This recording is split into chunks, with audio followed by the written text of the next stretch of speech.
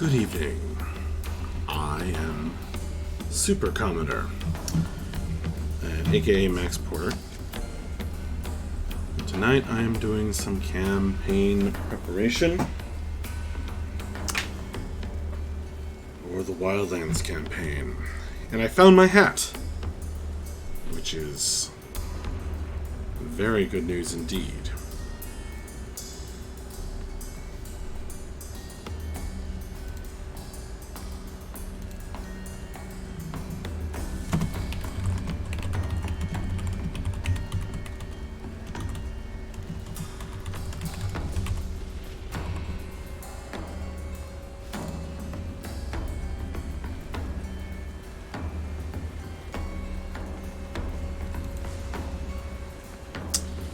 Alright, so I've got quite a bit of stuff I need to get into my notes and out of my head or off of my handwritten thoughts that I randomly have sometimes. All recorded here on this note card.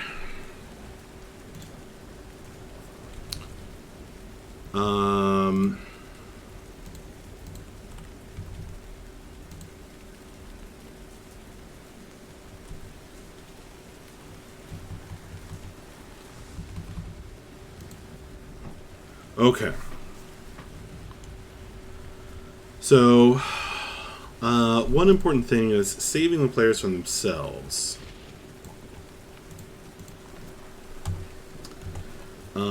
So the players are in a bit of a situation where the barbarian, who willingly accepted a curse not too long ago, just broke open a window and is going to rush across town to commit a murder. Due, I think, mainly to the influence of the curse, although certainly the player is playing it up to the hilt, which I commend. Now,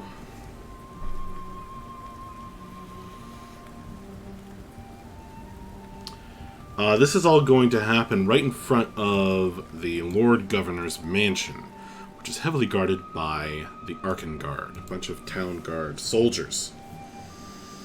So they are not going to... Their primary objective is to keep the peace, so they are not going to be cool with this whole breaking window and running around with weapons thing.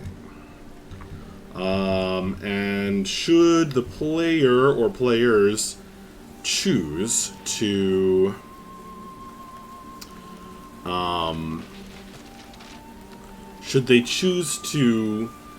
tangle with the town guard, at this level that's definitely not going to end well for them in the moment, and broadly speaking at any level, it's going to sour the relationship with the town, which I don't really want to happen. That would be kind of a sour result, I think. A not fun result.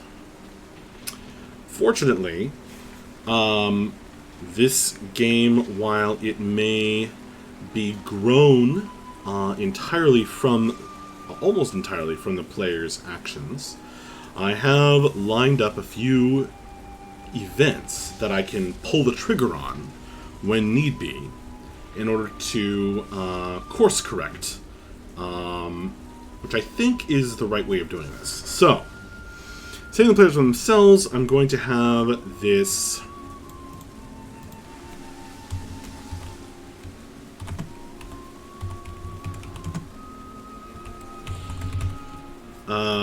I'm making this in all caps to hopefully catch my notice when I'm actually in DMing.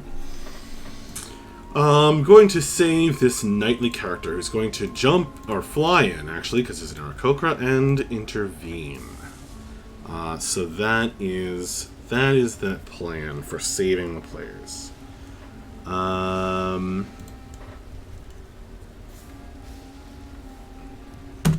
going to give him a line here.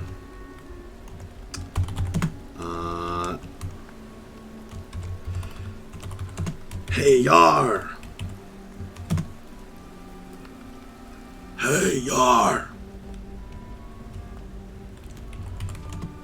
Turn your back. Ricochet shot. See, he carries this bow. And that is going to be...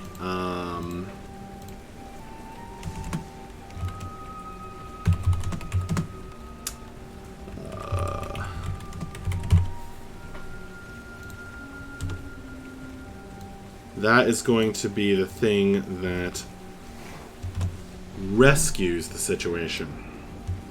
So he's going to pin the barbarian in place so he can't run off to commit the murder. It's more of a stopgap than anything, really, because it's very possible that the rest of the party is going to prevent Bref from running away. But if things go very poorly, it could result in the death of Bref's character and bad feelings with the guards, which I would allow to happen if the players had more agency in it happening. But I'm a little worried that if everything is spoiled because of a curse, it's going to feel like I forced it to happen. Right. I'm double checking. Oh, he doesn't have good acrobatics. He has good athletics.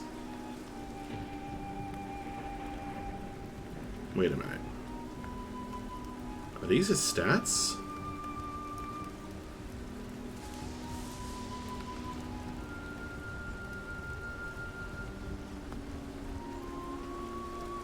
Huh.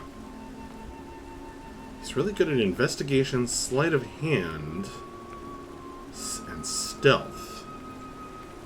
He didn't put a point in acrobatics. Did put a point in athletics, but his strength is low.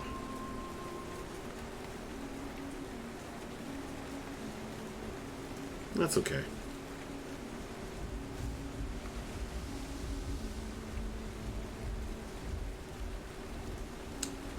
He's very charismatic, but he didn't take any charisma-based skills. I guess that's because he's a swashbuckler rogue. Just looking to see how I can reward Yar. I can't really see it. It should be an acrobatics check. Could see athletics. This is to let him... I'm planning to have the Aarakocra Knight of the Sword Wings bounce an arrow off of his shell. As he is a turtle, and that would be cool. I guess sleight of hand would be interesting. Doesn't really make sense.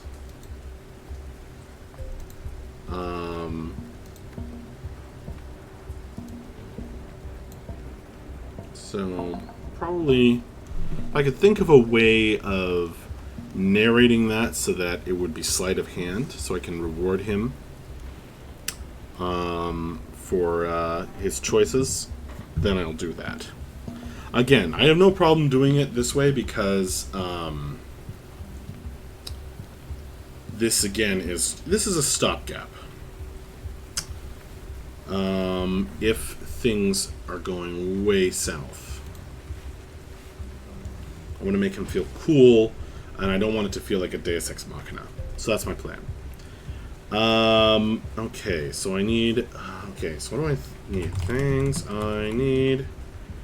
Dream for Bella. Actually, yeah, let's...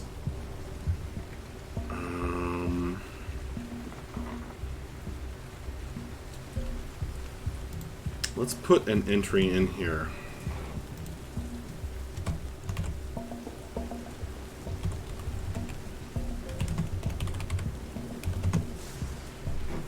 Oh, and I want Sezig to recommend that that Akiri prays to her god, so I can trigger this dream.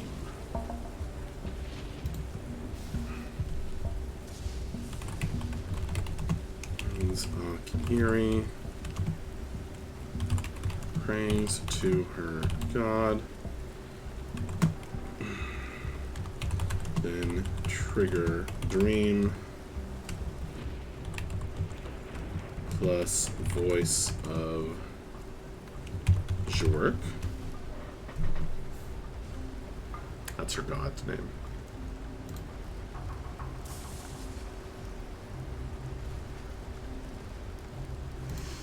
Alright, so Bella's dream.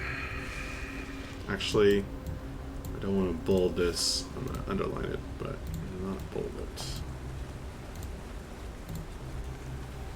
I don't want it to become its own heading. I just want all of this under dreams. Alright. So Bella's dream. I'm just going to jot down some quick thoughts.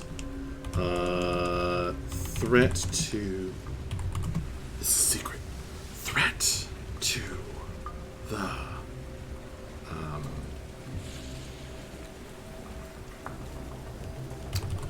great bards. Seeing father, writing, light, camera, pulls out star,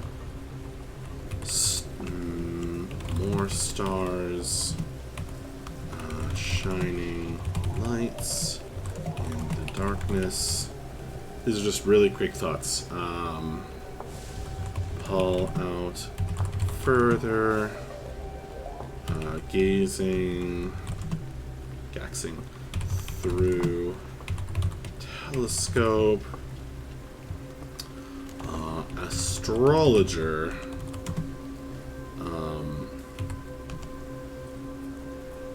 marking stars, connecting them, watching the future. Alright. I want to point Bella toward a particular character.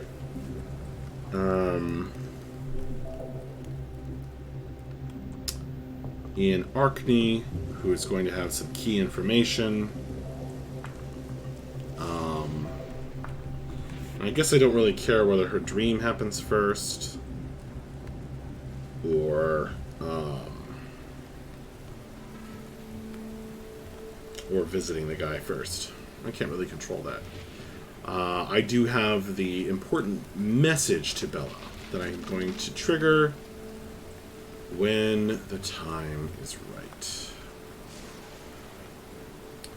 Alright, dream for Bella. Pink, chill, dwarf in dungeon. So they're going to put a dungeon in town. Unorthodox, I know, rather under the town. Something for the players to... like a chunk, a nice little nugget or chunk of content for them to kind of do. Should they decide they need some adventuring action, but don't want to leave the story in town.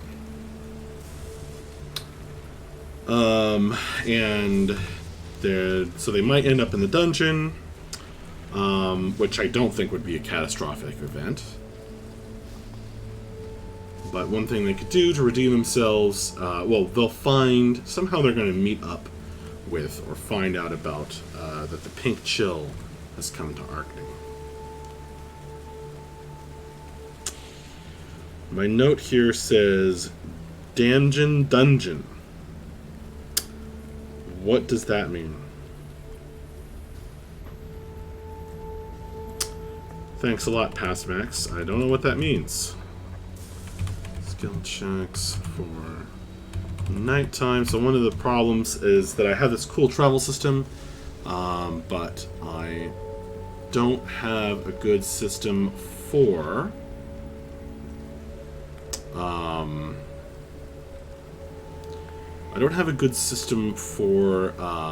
doing watches at night, so I need to resolve that. But I know how I'm going to do it. I just need to jot it down so I can use it Monster attacks to win over NPCs. So even if the players don't want to deal with dungeon in town, that's just an optional thing. There are going to be monster attacks for them to kind of win over Arcany and become accepted and heroic. And one of those is going to be the hill giants that I've already... I think those are going to be soon, first, maybe.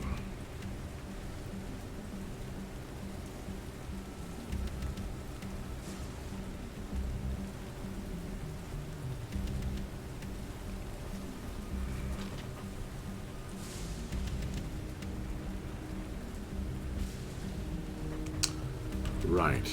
Farms. Guarded by Colossus. Political. Our giant statue. Technically.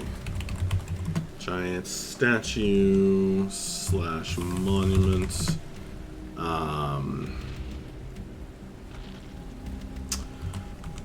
Political situation involving Lord Governor Emmon. So one thing that's going to happen as the players become more powerful, level up, get more connections, is they can kind of engage with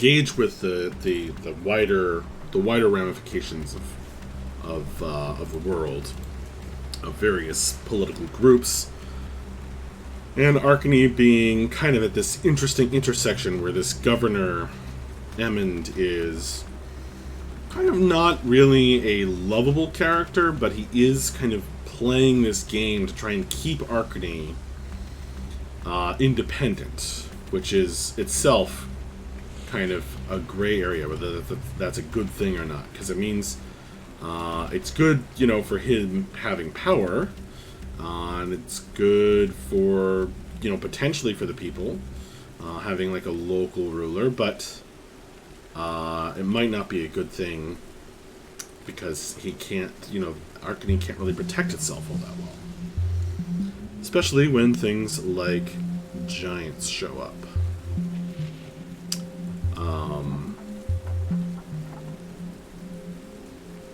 Okay.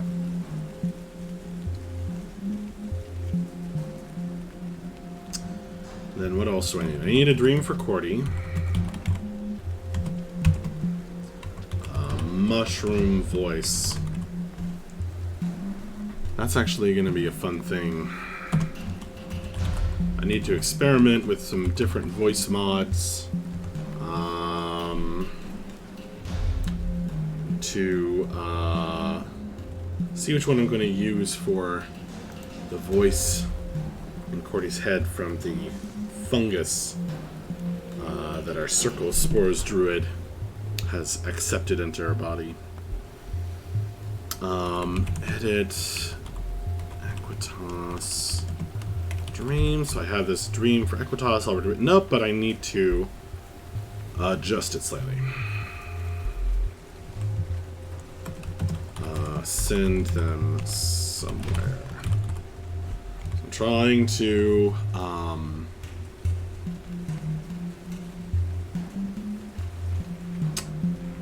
trying to fulfill the promise of the Hexcrawler map by giving the players lots of reasons to go to different specific locations and get them interacting with the travel.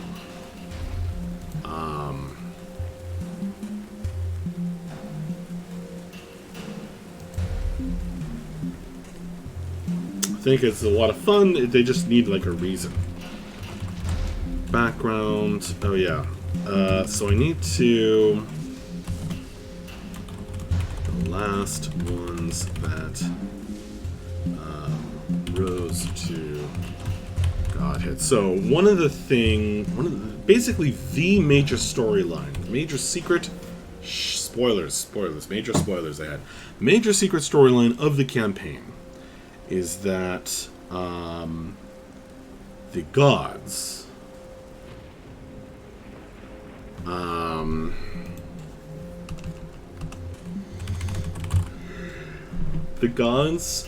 periodically just destroy any great power that arises in the Wildlands.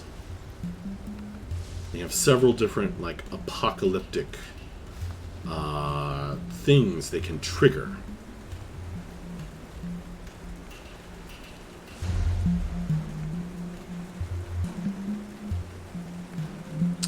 And they use different ones depending on the circumstance. But the existence of the Dark Six, I'm trying to figure out how they fit in.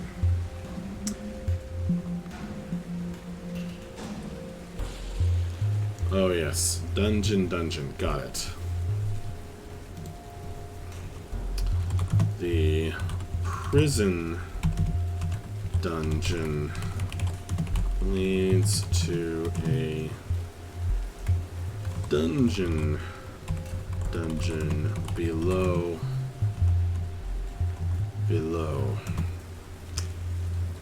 It has a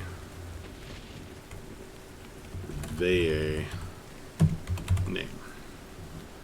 So there's a French theme to the Last Empire, which the gods kind of influenced towards destruction.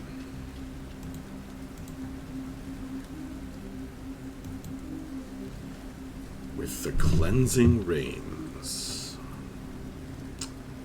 Oh, yes.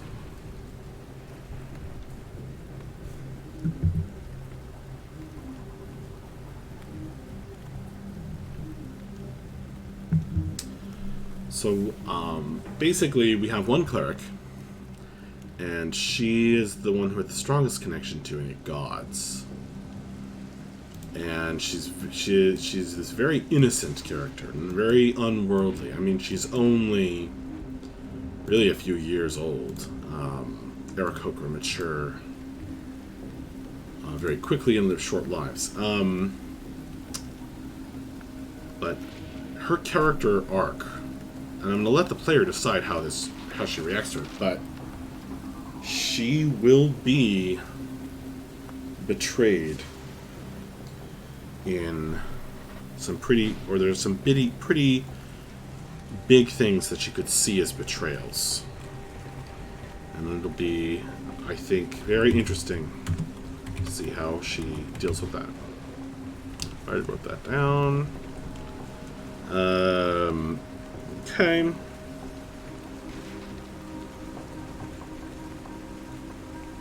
Right.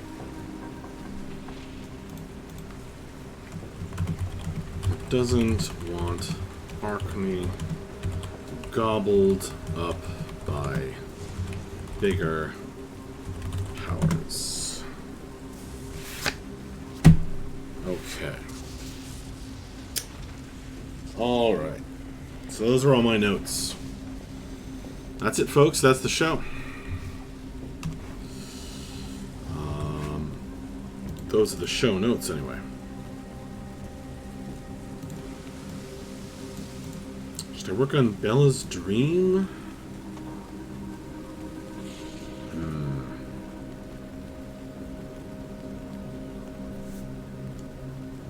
I don't think I need to. Joelle?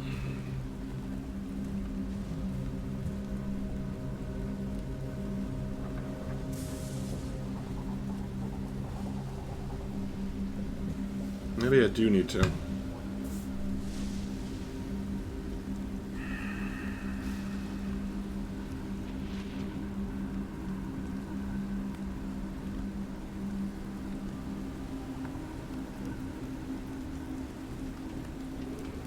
And the reason I need to is because I've been triggering A dream for everybody.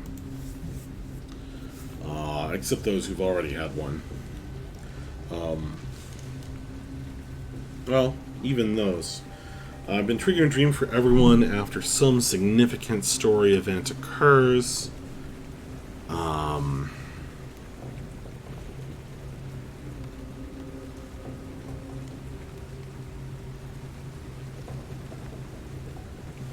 Yeah, another thing I need. More info on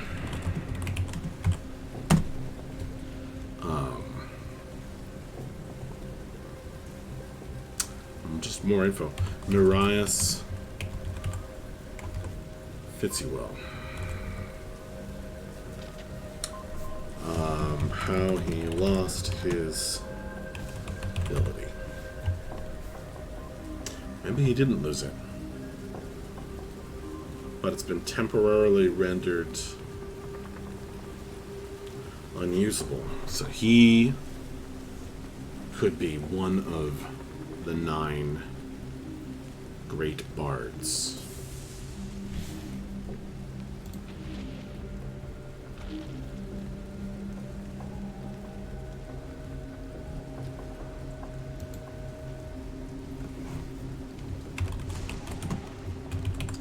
He either is or was.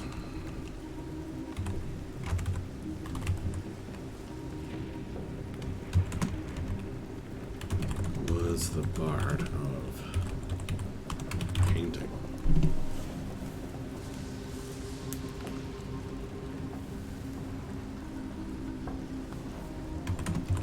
Has not created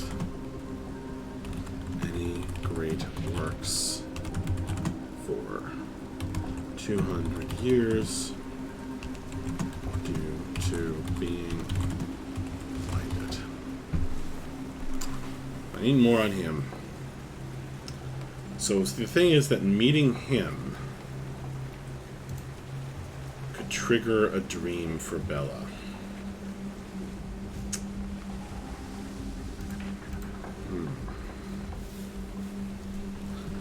That could be the thing that triggers her dream.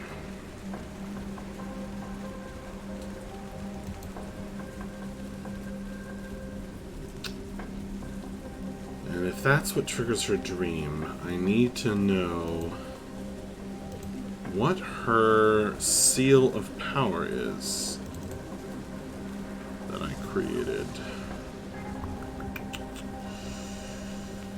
Let's see here.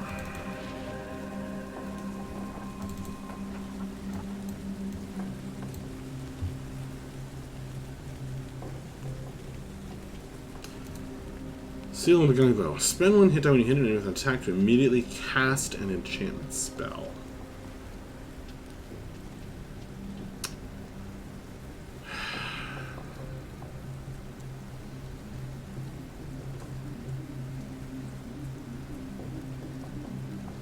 Problem with a lot of these is that it lets the players go Nova harder than they already can. I need to change this one because she can already charm. Or to give... No.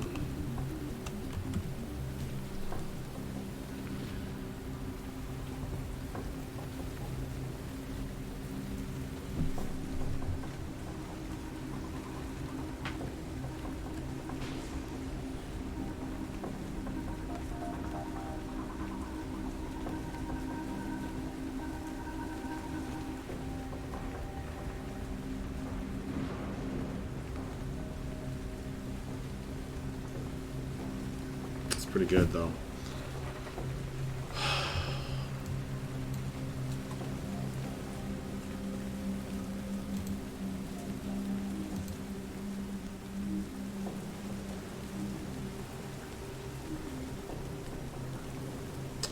I also want to. I need a dream for every character. I need Maver's dream pretty urgently. I don't know if Cordy's dream is urgent, but I'd like to get her to the point where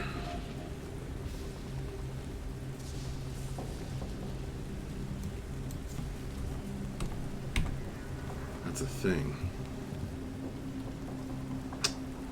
I need to edit Acritus's dream to send him to a place.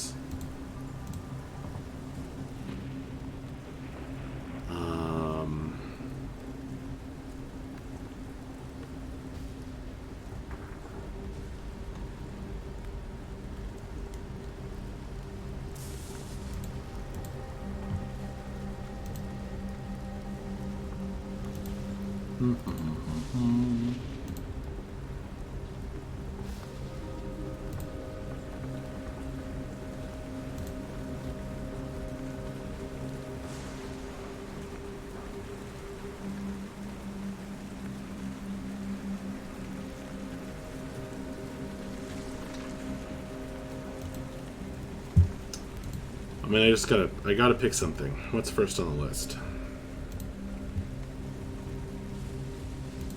Dream for Bella. Alright, let's do it.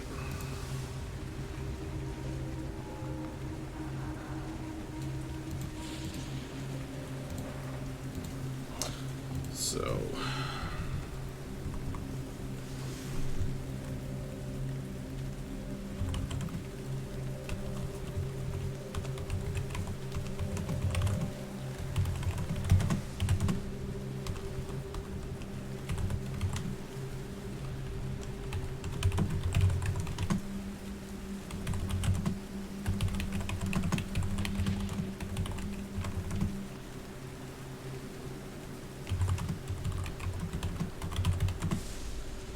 You dreamed this night.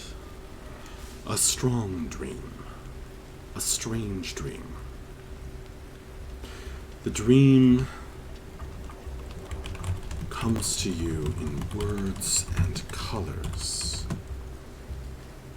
A feeling of enchantment.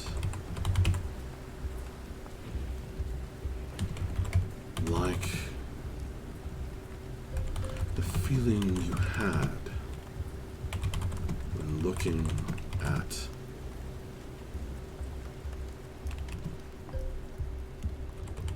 a true Marias Fitzywell. A true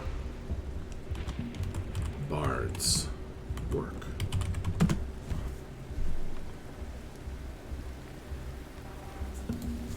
A truly great bard's work.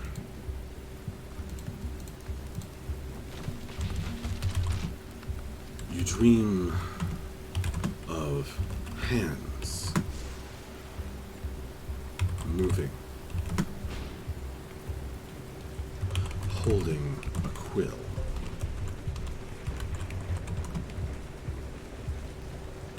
writing.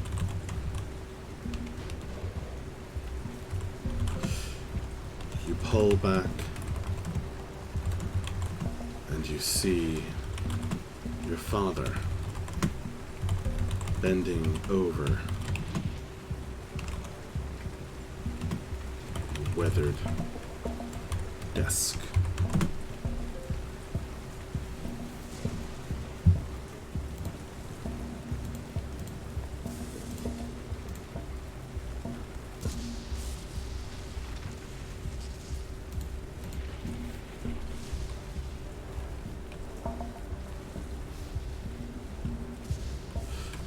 Scribbling furiously with a strong sense of urgency about him. Strong air would be the correct word, of urgency about him.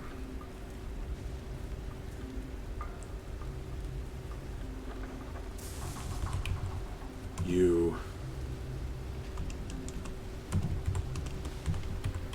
seem to be standing, or floating, just behind the lamp that shines its light upon his parchment.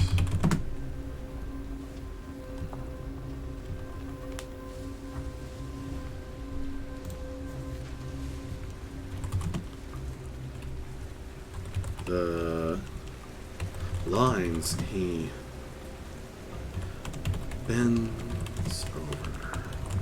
You can't quite read.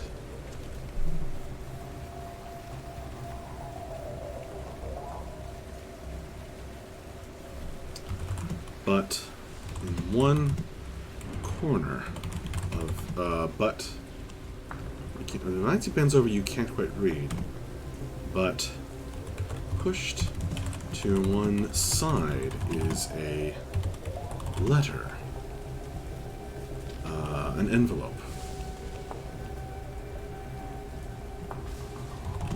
An envelope addressed to... Now, what is Bella's mother's name?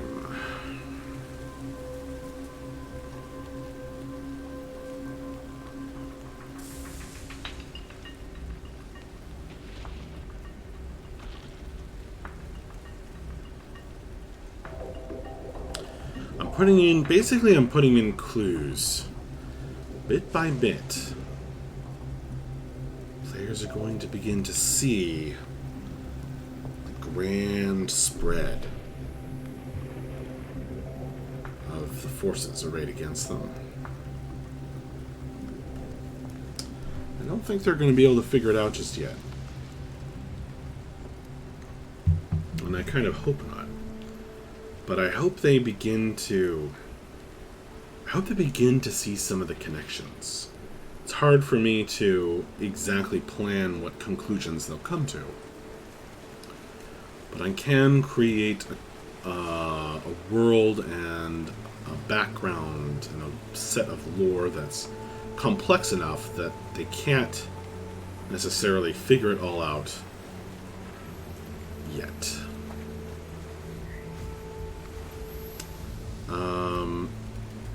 Well, alright. Here we go. Character histories. Here's Bella's character history.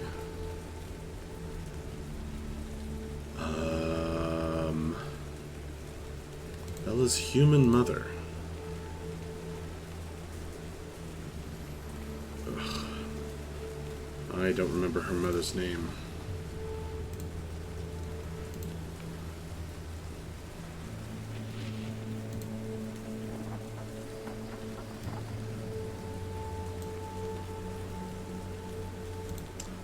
Let me search and pray. Bella's father.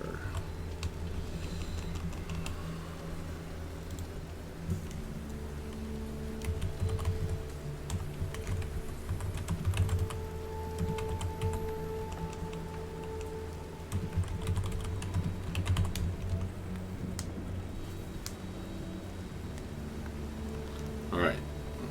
I've asked her. Perhaps she shall answer. For now, I will put...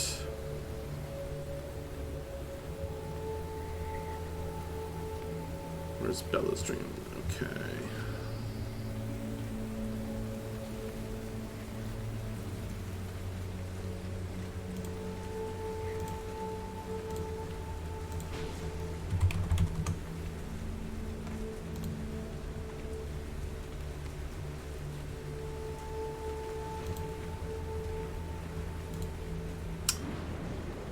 Alright.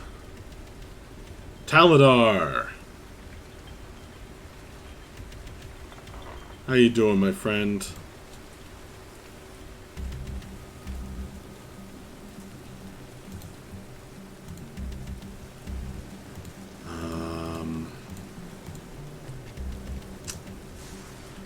Alright, she answered.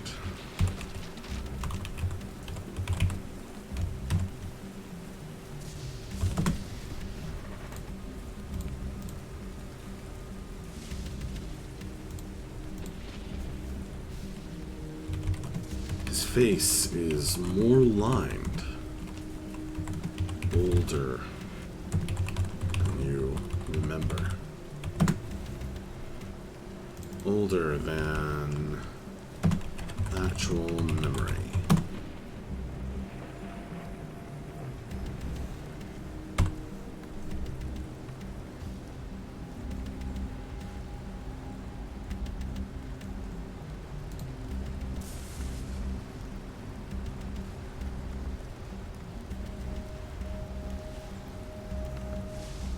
You seem to be standing or floating just behind the lamp that shines its light upon his parchment.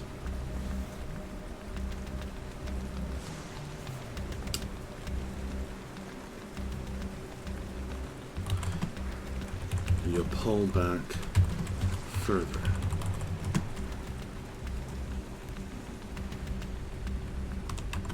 His lamp, a bright star,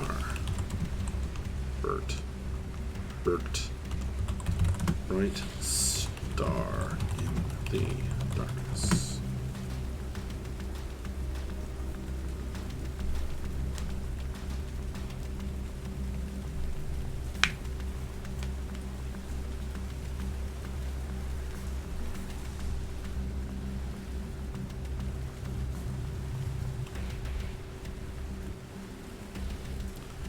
In the thick darkness all around, it seems to be swarming somehow with half-seen figures. You pull back yet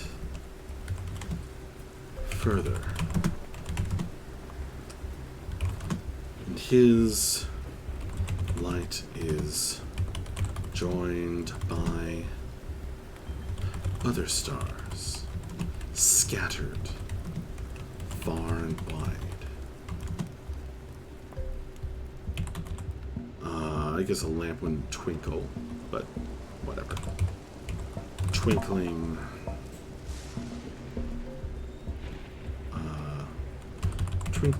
bright spots in the ever churning black.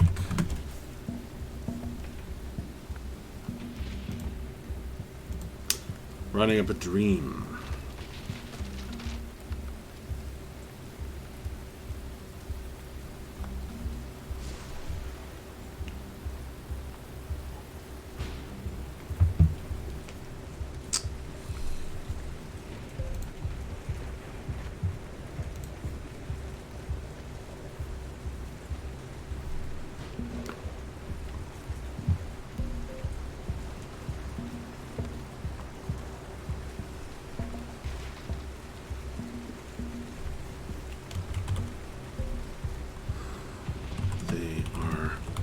Beautiful.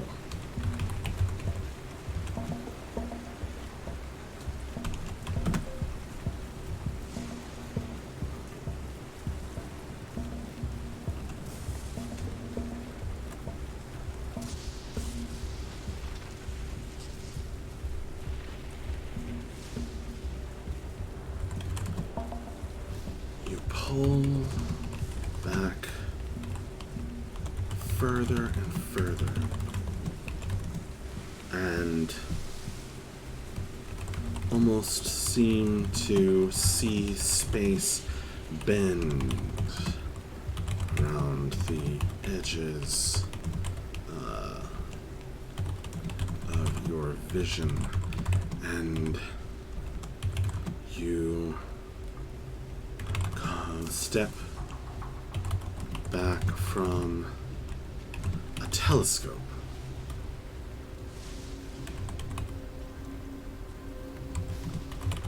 You are watching this cluster of bright stars.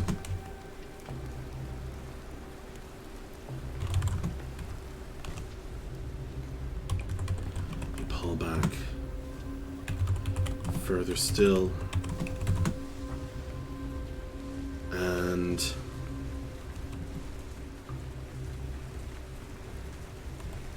man is there. Short must be a short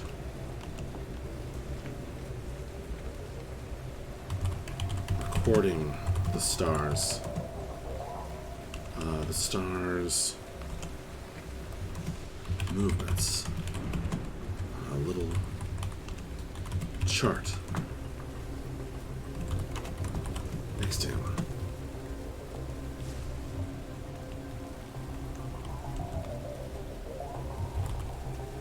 He begins to connect the stars, forming some vast constellation, the shape of which you cannot quite see. Looking between the real stars and the drawings.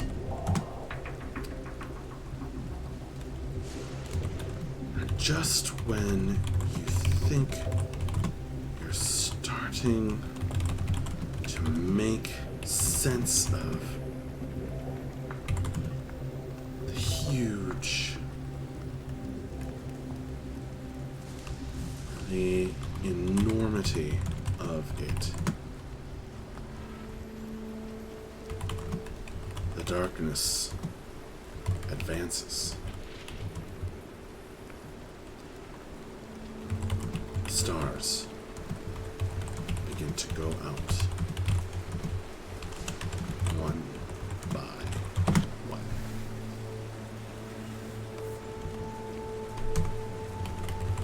After that, only one by one.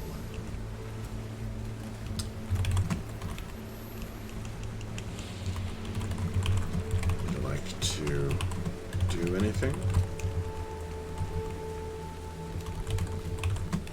When you awaken, you have sleep paralysis. For a few panicked, for a few seconds of sheer panic, you're awake, but you cannot open your eyes.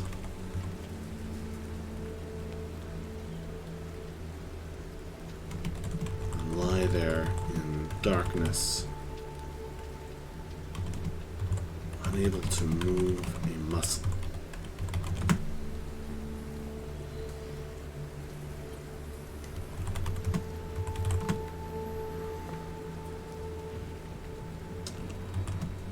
And your eyes pop open,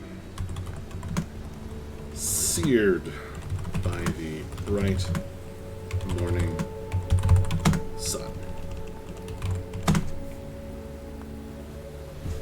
I think that's pretty good.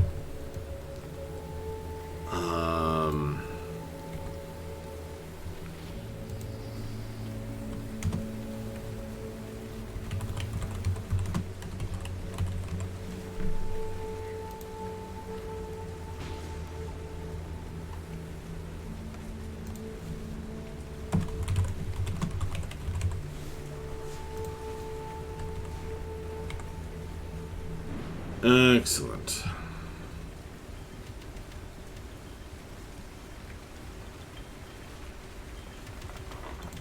So no matter what she does, I'm just going to go to this line.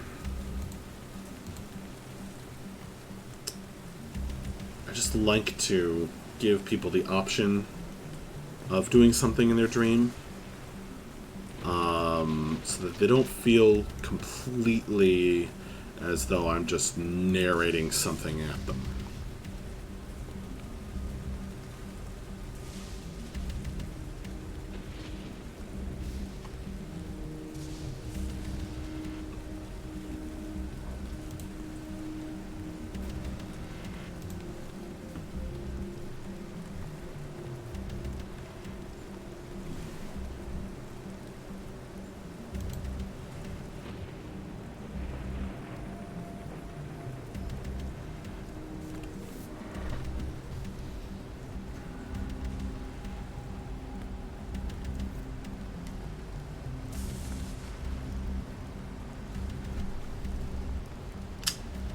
Cool. I'm pretty happy with that dream. You dreamed this night, a strong dream, a strange dream. The dream comes to you in words and colors, a feeling of enchantment. Ah, yes. Right.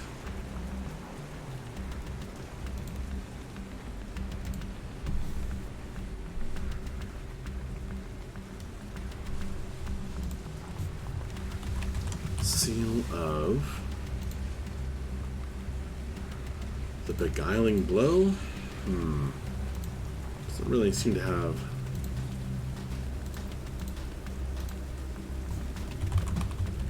enchanted.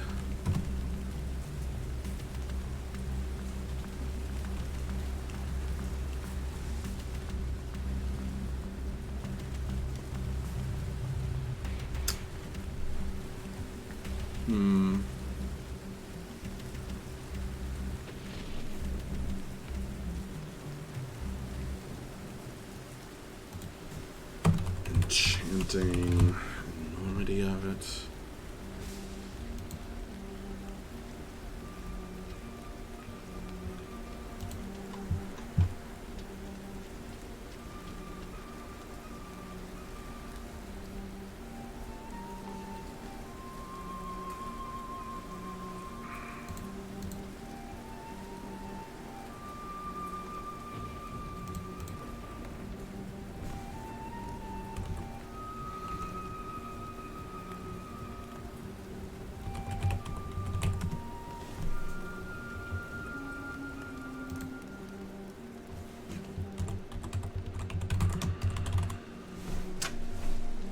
Have trouble naming it.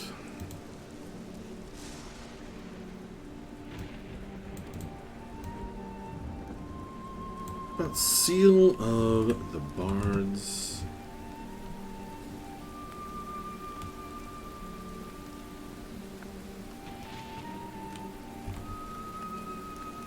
Blow. The Bards. Beguilement.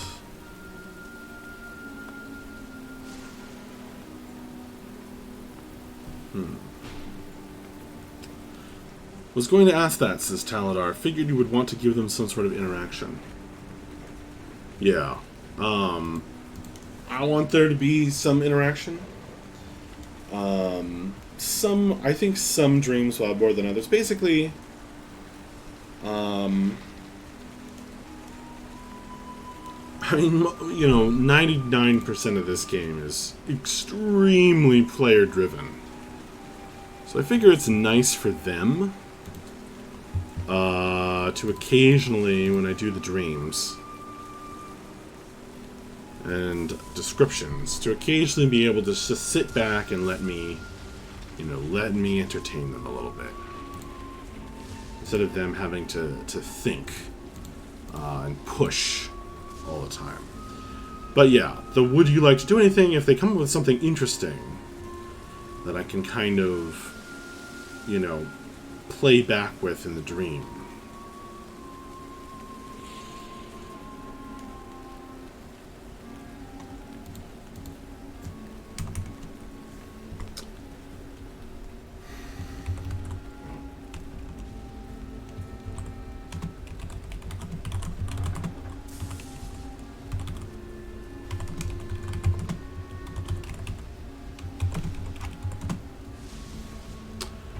So I've got a thing to do for Akiri here. One thing I'm gonna do is fool around with a voice mod for her god a bit. So you're gonna hear me speaking several times as I play it back to myself.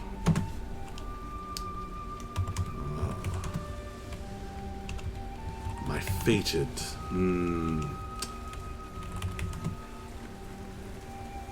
My fated frilled.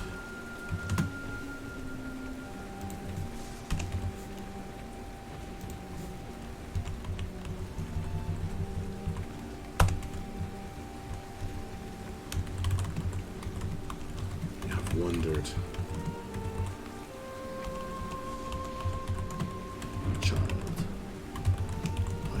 chose you. See here.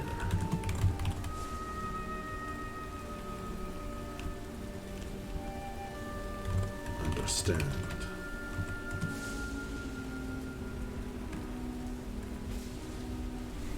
What else is Zhurk associated with besides celebration? Drinking god of summer.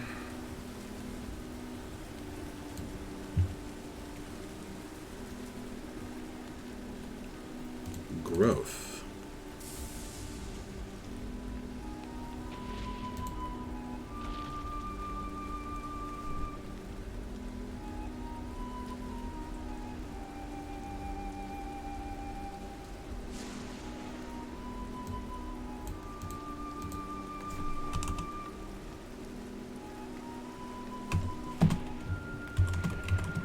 I'm so sorry. You have to grow. And grow so quickly. Alright. It's an experiment. Let's see here.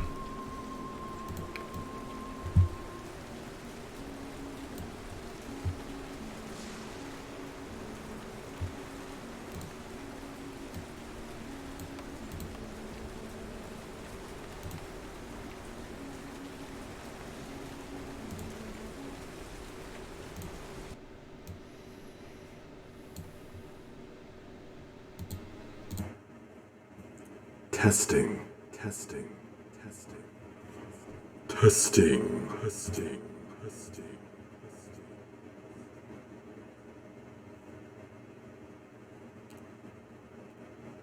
Ah, my fated frilled. Ah, my fated frilled. I don't know if that's entirely the sound I was going for.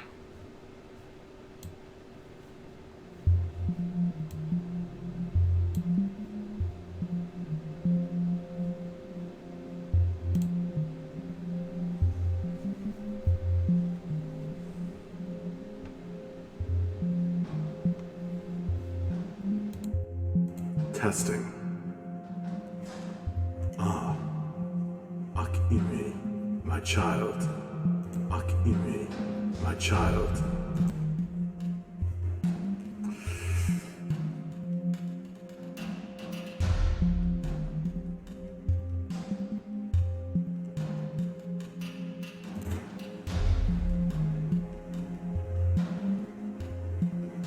Ah, my fated frilled. Ah, my fated frilled.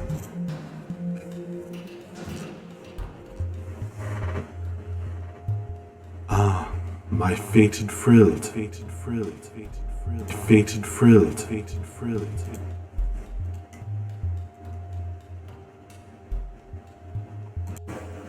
Test. Ah, my fated frilled. Ah, my fated frilled.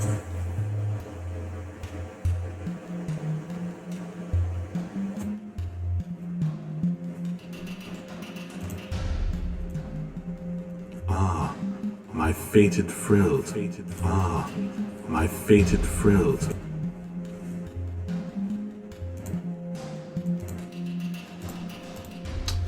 This is tough. How should a god sound? I thought that echo was going to solve all my problems, but it's a little tinny.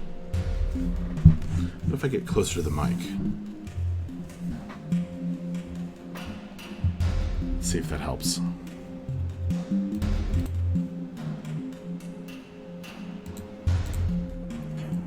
Ah, my fated frilled. Ah, my fated frilled. Ah, my...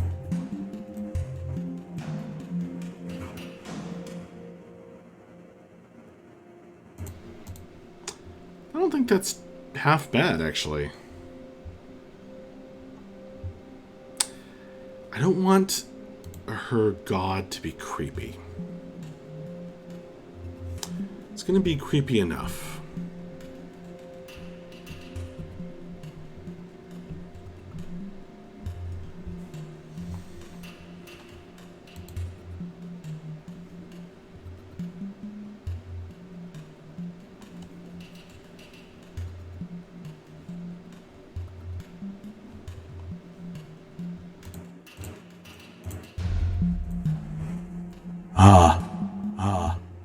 my fated frill.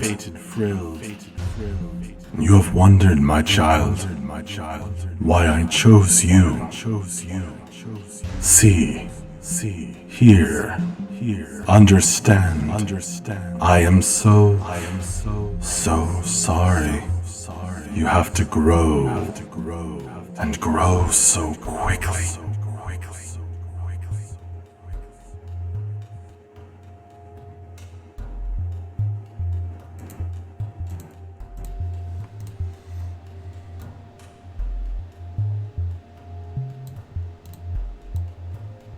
I should end the Jwerk speech with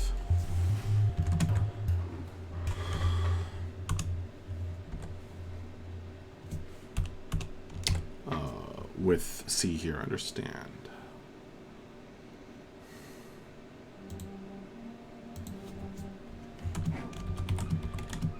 It is a bitter cup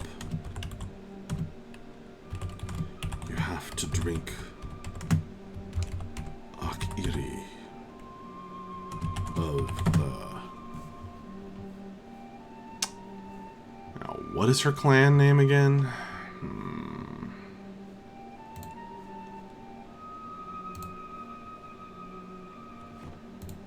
Frillbacks?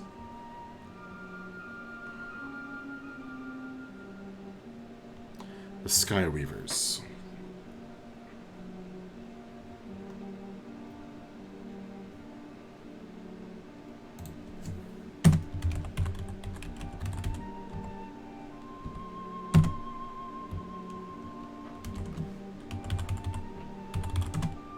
Bitter cup. All knowledge.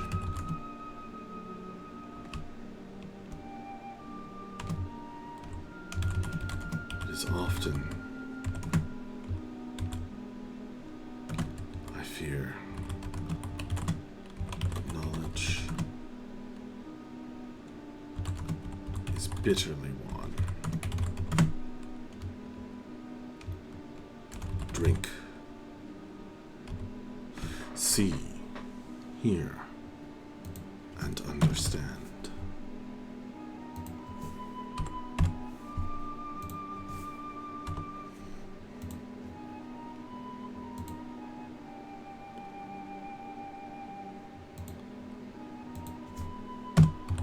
You have a vision of a goblet.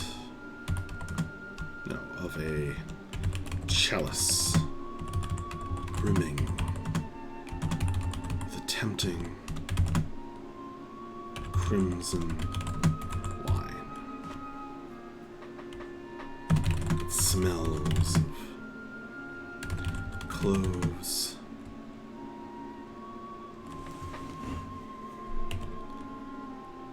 and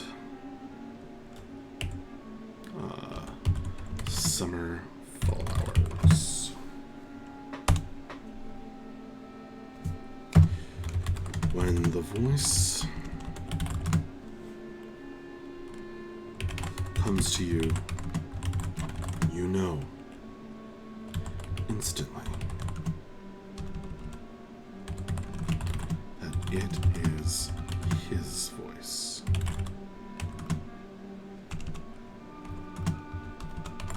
The voice of the god of, what is it again? Celebration?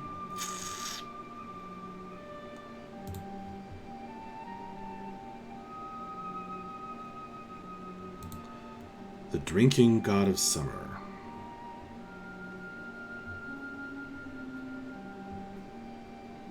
Maybe we'll just call him the drinking god. That sounds kind of creepy, though.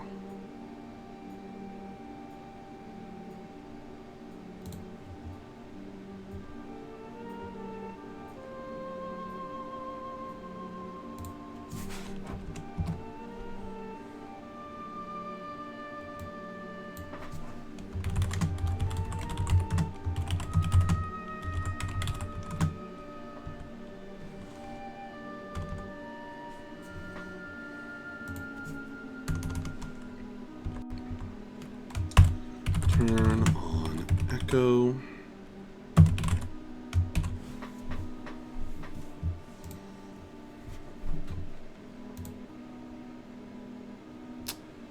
What do you think, folks? Pretty good God voice. I'm trying to impart the information that her being fated is a real thing, that her God cares about her very much, and that he has knowledge to share, and that this vision is true.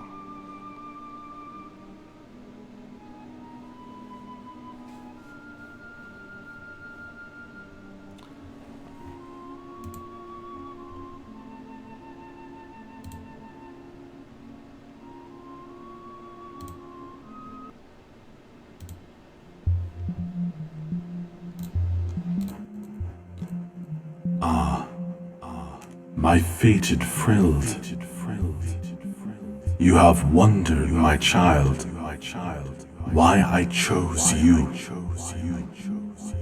I am so sorry. You have to grow, and grow so quickly. It is a bitter cup you have to drink. Akiri of the Sky Weavers. Sky Weavers. It is often, I fear, that knowledge is bitterly won. Drink. See, hear, and understand.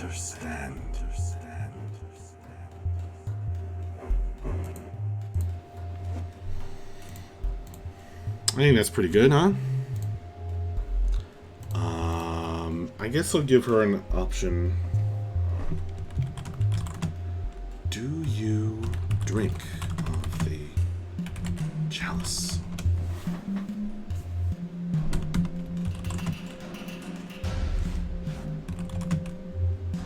Have a vision.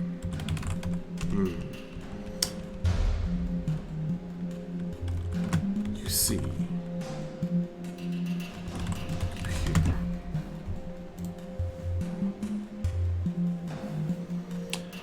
Vilis Farthuk.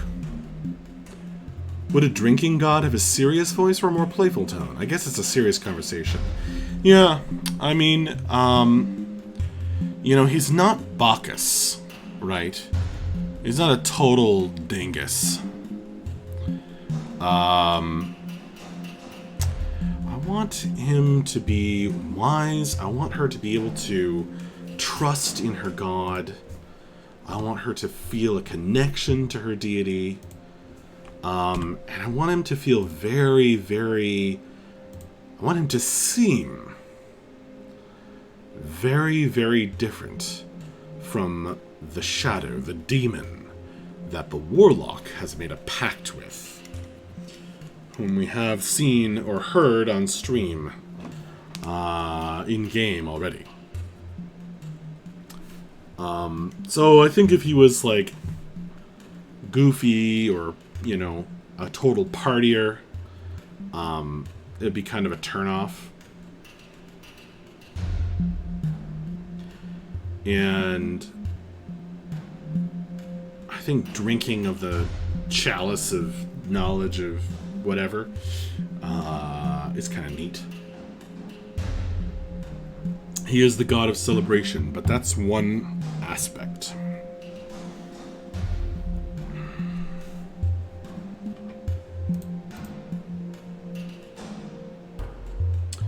But it's an excellent point, Vilis Farthuk.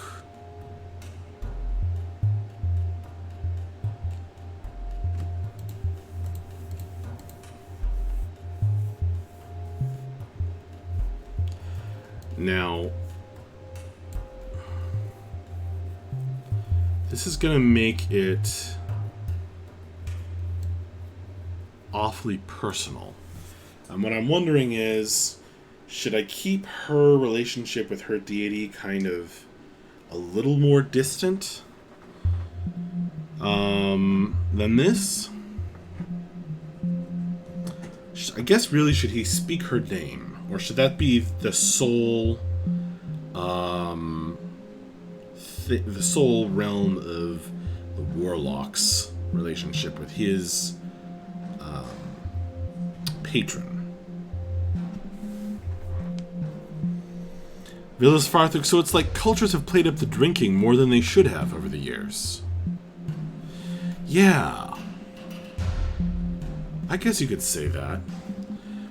I mean, one thing is I haven't really... there hasn't really been... Because in-game it's only been like 3 weeks. There hasn't really been... The players haven't really encountered any worshippers of Zhurk other than the cleric. So it's not like they have some strong preconceived bias, except the obvious one that you point out, as he's a drinking god, partying god, or at least a celebrating god. But I see him... I mean, he's a god. And rather than being like the Greek gods, these gods are... they have their shit a little more together, I guess.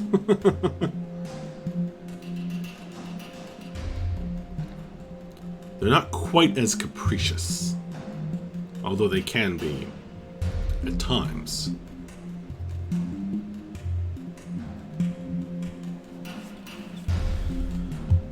What voice should I do for Gevok the Hollow, or whoever this might be?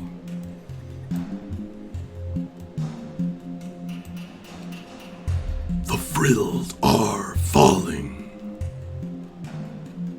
Those called Eckarch and Shadir are ours now. Come to the scorching mountain. To the scorching mountain. That's pretty good.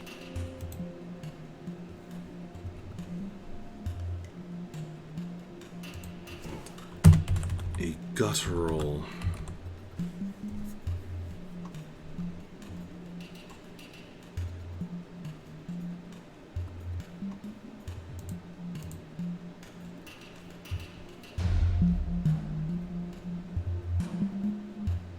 Actually, here's a weird idea. What if the bad guy also had an echo? I don't know, that might be lame, but also interesting.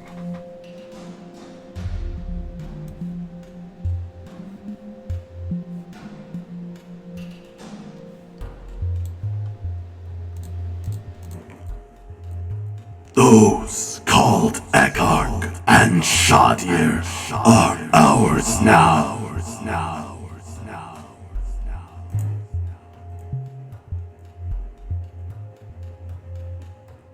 The frilled are falling. The frilled are falling. The frilled.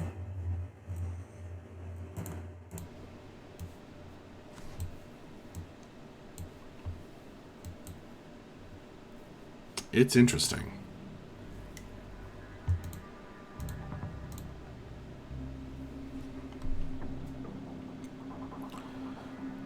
I should probably not use the same voice mod for two different characters. Especially since they're not necessarily in direct opposition.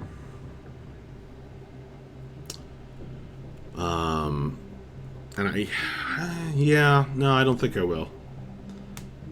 He's no god as of yet.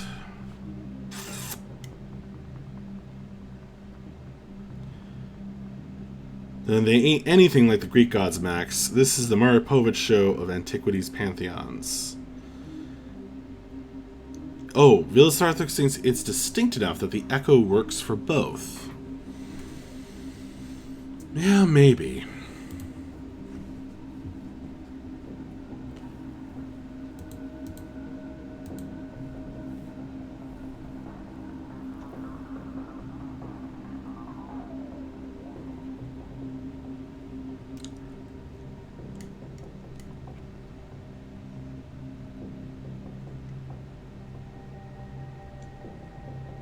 Alright. I'm pretty happy with that change. So I did the dream for Bella. How do I... What's the hotkey for strike through? Alt Shift 5. Sounds like a pain in the butt. Okay.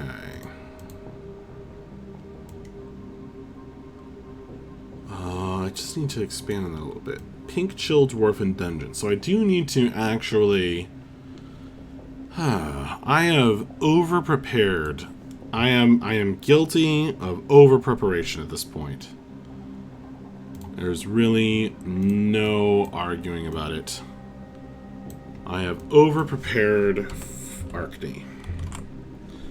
I have... This document is now... This town's document is 15 pages long.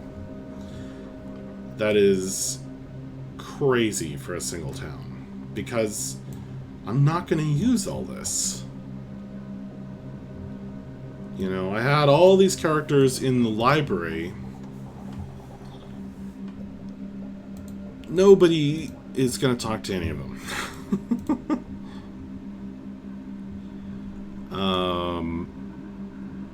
I've got all these shops and houses, all like with details, etc.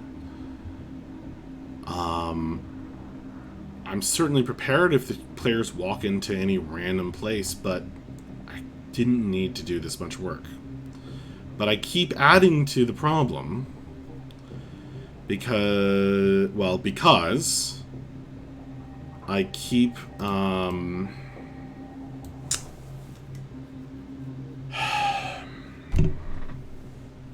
I keep needing to add things that the players are actually going to interact with instead of all of this stuff. So I really messed up. I walked into this with my eyes wide open. I thought, you know, I wanted to make Arkney feel densely packed. So I wanted to have a name for everything on this map. But I didn't need to have info on every character in every one of these buildings. And I skipped a building that I actually needed, which was the Governor's Mansion and Arkengard HQ. I did Arkengard HQ, I think last stream. I haven't done the Governor's Mansion yet. Which is something that I need to actually do.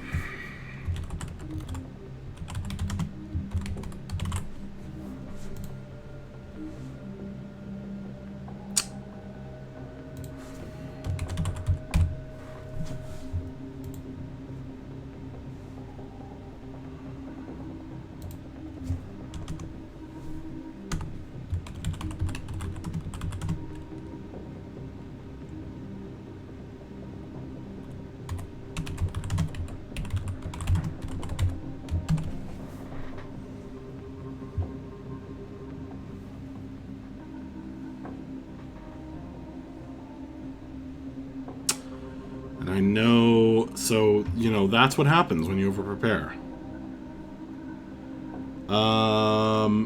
Villas says, one is harsher, talking about the voice, but I was distracted. I guess if you want to reserve the echo for legit gods, or maybe this other entity is trying to play it being a god and so uses magic to augment their voice, well, yes, but I don't want to reveal that too early, you see. He is playing it being a god. He is trying to become an eternal ruler, but I don't want that is spoilers, the big secret of the campaign.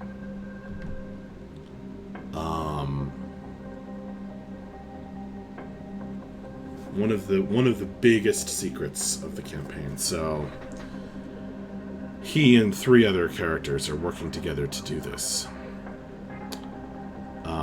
So I don't want to give that away. So yeah, I don't know, but like maybe that's an interesting clue. If I only use the voice for gods and those characters, no. But see, they're just mortals. they're right now, they are technically as powerful as they are, as insanely powerful as they are, and they want to become immortal.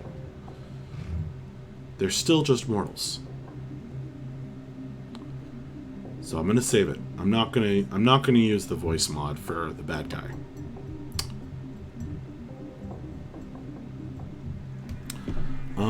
Yikes, not this time, but you can save it forever. Yeah.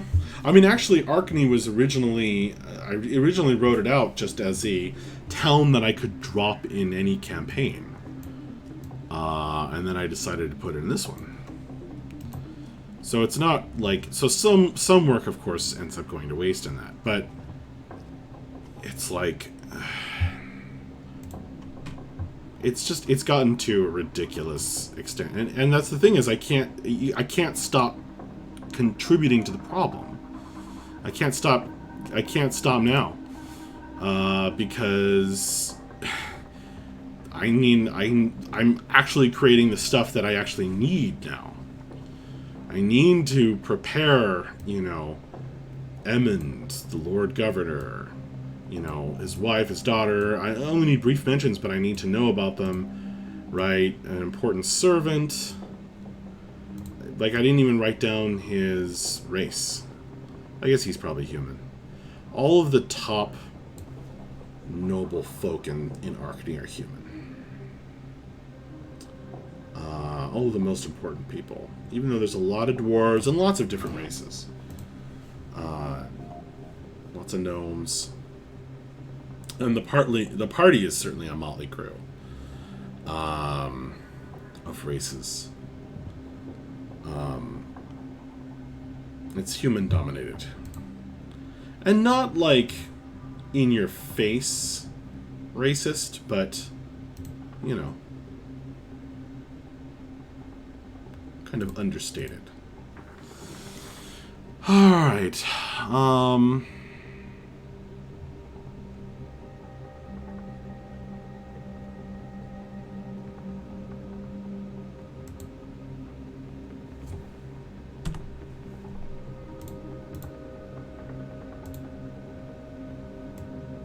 Okay, so that's stars and signs. Freak out when players approach.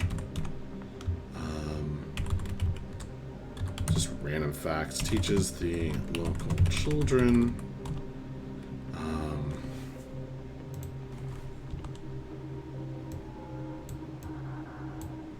No, he is not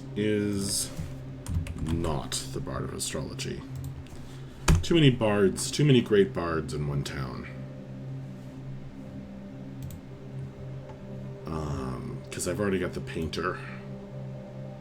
I have decided. Over there.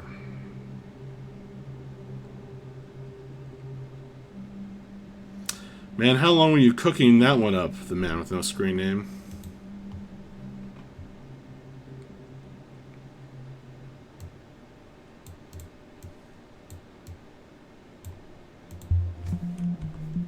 $30. That's a long freaking time. To be thinking about that.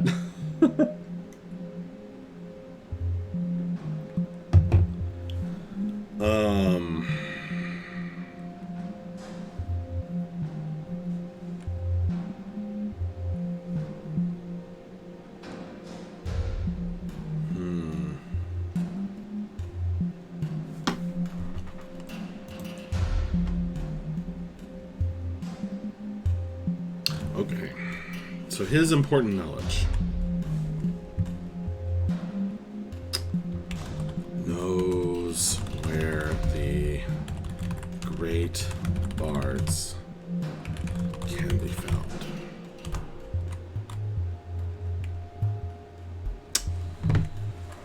So, a Punniorn.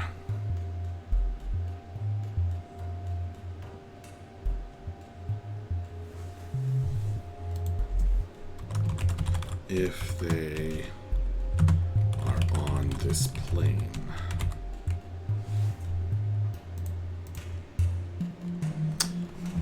Some of them have been whisked away.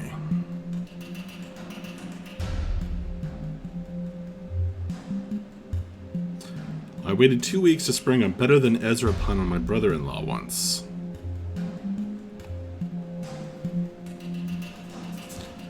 I don't know what to say to that. Good for you? Or that's some dedication, my friend. At least we know you're dedicated.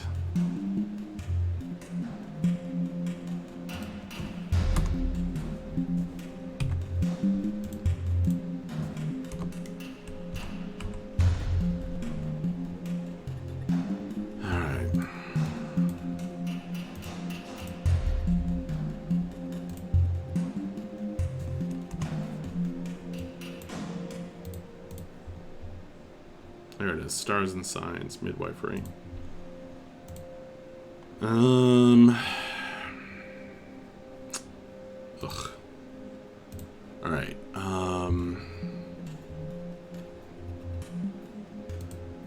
Wealthy folk. Large marketplace. Paving the roads.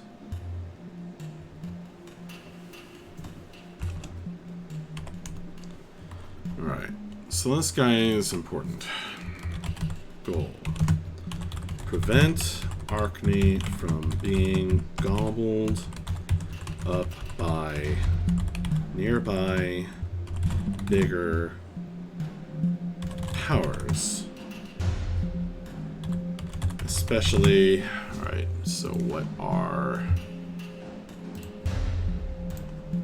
So Arkney is here, so he is afraid of maybe the orcs. Oven Tower over here. These are bandits, so he's not politically afraid of them. And then we don't know what this is.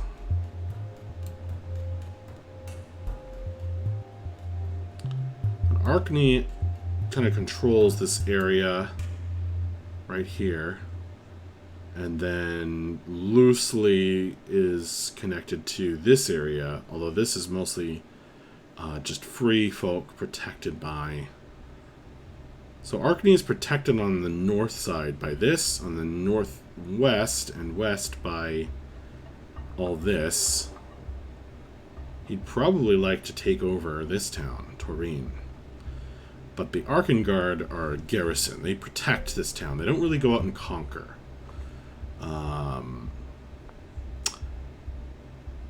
Mostly because they have this very defensive mentality. And he's playing this very careful game.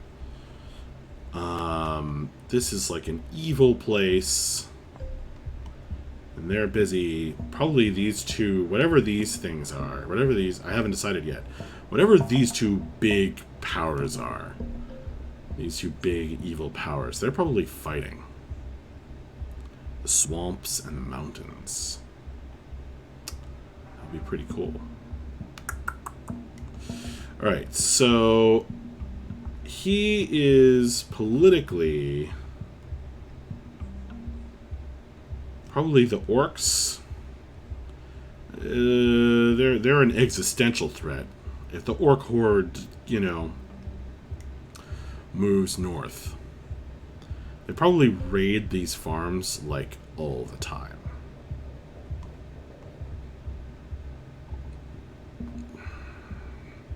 So this is an orc camp here.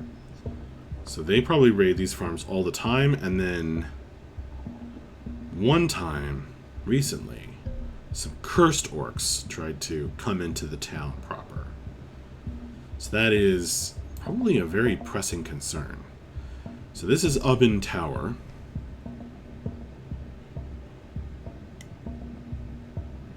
Evil powers like alignment evil, or evil like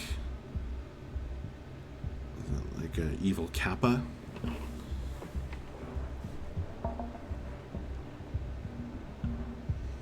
$1 million evil. Oh, $1 million. Oh, hey, Kenny. On my screen, your name is the same color blue as the man with no screen name. And so I thought it was the man with no screen name talking twice. So on this map, these big demonic symbols are... there's some tremendously powerful, legendary level of creature there. Some kind of, you know, whether it be a very powerful demon or whatnot. And I'm thinking that the one in the lake... So here's the situation, right? This is what I need to write out.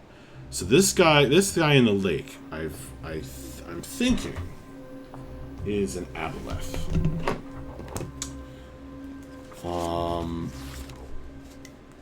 And this aboleth sends its scum. Did they still have scum in this edition? Is it in one of the non-Monster Manual books?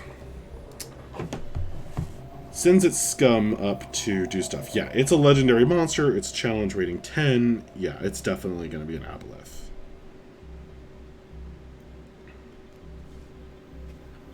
Right? So that aboleth causes problems. And one of its weird creations. This is Deep Lurk Lake. So this is a huge lake. Right? Takes 3 days travel to cross at the farthest point.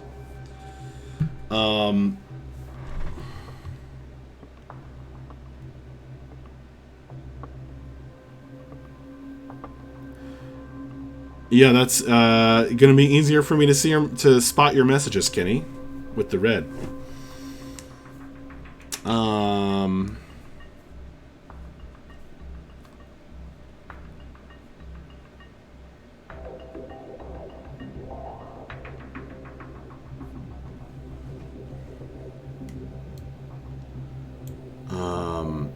I could drop, like this could be an aboleth, it could be anywhere, but I'm thinking it's in Deep Lurk Lake.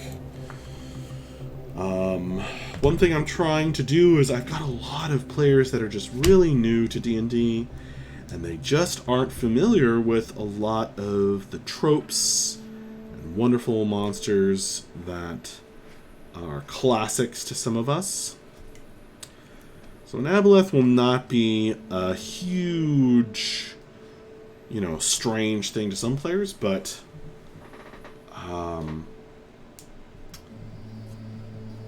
I want to use one before, to kind of introduce the players, the newer players to the concept. So I'm thinking that, okay, especially the aboleth. I'll come back to naming it and giving it more story. The aboleth in Deep Lurk Lake. Busy with dark experiments. So Ubbin Tower.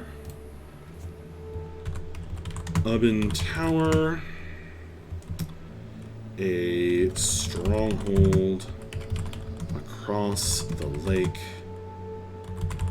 with expansionist goals. Busy fighting the aboleth. So these guys, major port there, right? So that's his expansionist goals. He does trade, then you trade across Deep Lurk Lake. And it's like Arkney is thriving right now because it's kind of existing on the edge. It's like it's like this important junction between all of these important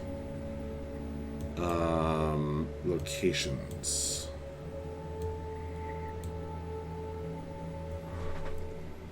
So it just happens to be well placed.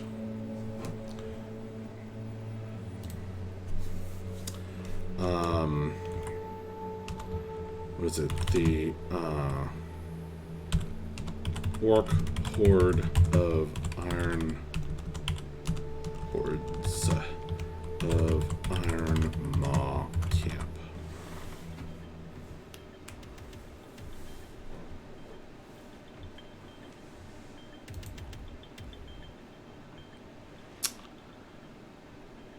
All right.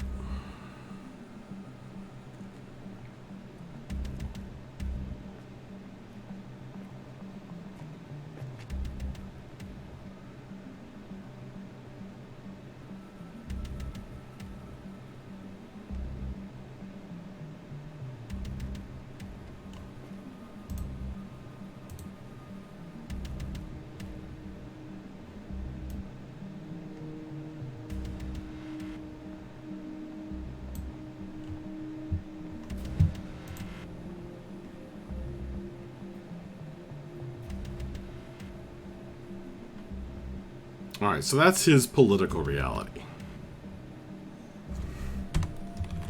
Arkney, Arkney is doing well and growing right now because it happens to exist at the edge of a lot of the larger, more powerful settlements nearby, and is an important junction point at the moment. Emmond knows that the moment Arkney starts being less useful than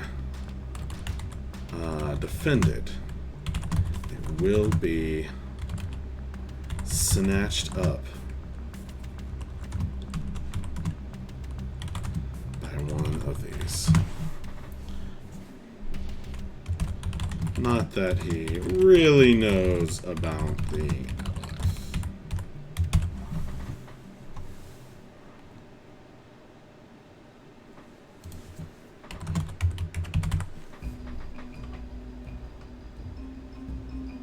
Alright.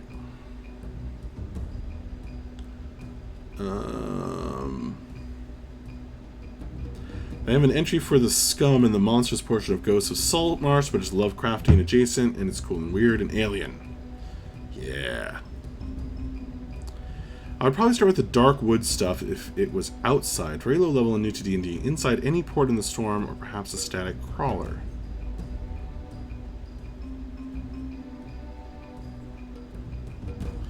Sorry, Kenny, I don't recall what that was in response to. The party is 4th level now. Alright, well I didn't, so I skipped that over. What else do I need to do? Oh, right.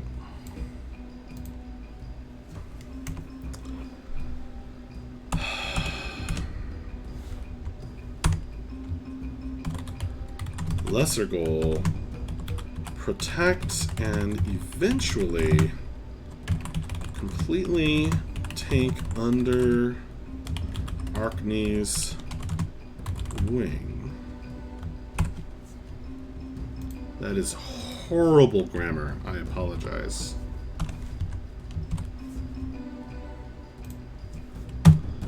The extended farmlands to the north are hard to protect right now, but have their own protector. So I decided that the reason why there are these farms, this is all farmland without any apparent, you know, powerful organization to protect it. Now there is the kind of closed off druid circle in this fungal forest here. But I decided that this is a giant statue a monument from the old Vei Empire that is kind of a peace keeping monument. And anytime someone approaches in the area with weapons, it kills them.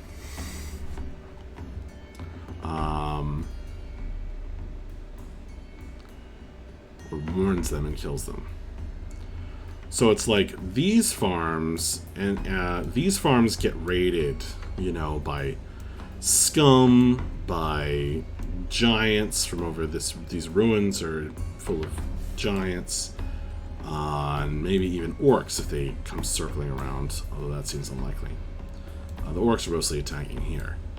But like they kind of exist because they're not directly, you know, they're not directly up against any major powers, and then there's this like protector, this neutral protector they can run to.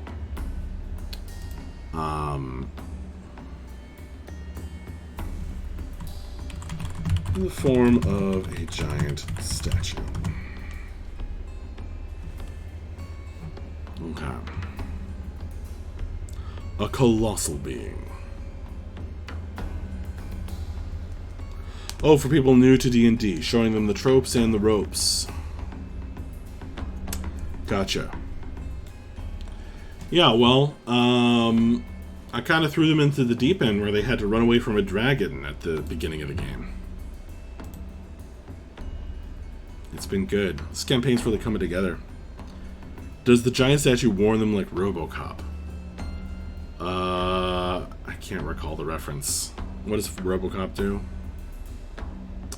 A farm will not survive much if there are raids, especially by intelligent beings. Most commonly, farms are raided right after they finish harvesting. Indeed. So these people in 1411 are suffering, as are the people in 1512.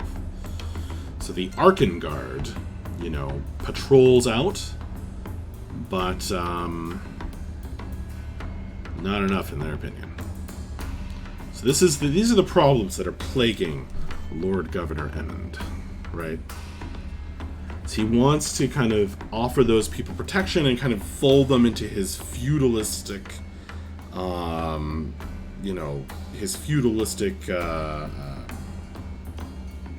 rulership domain.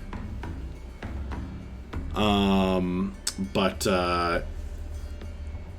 they're not technically under his control, and you know, they don't feel like he's offering them enough protection. But it's in flux, you know, something's got to give. It's not going to be able to remain in stasis. Okay.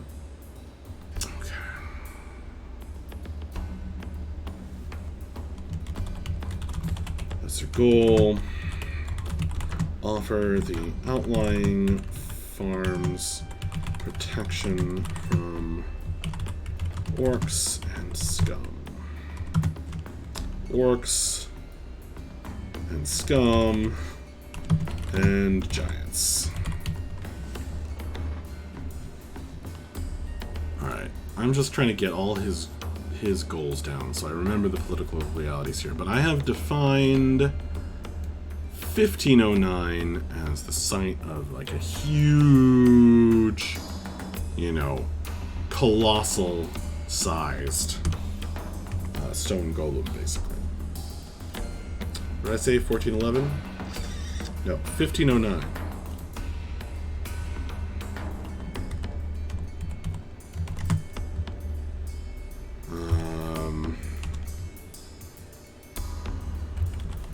Colossal monument built by the Empire.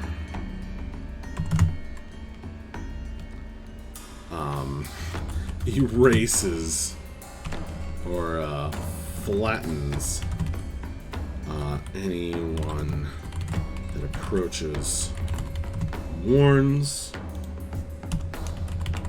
and then flattens anyone that approaches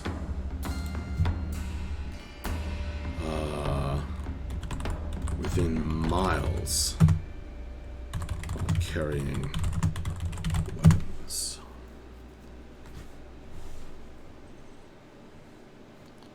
I don't know how big it is. Hundreds of feet tall.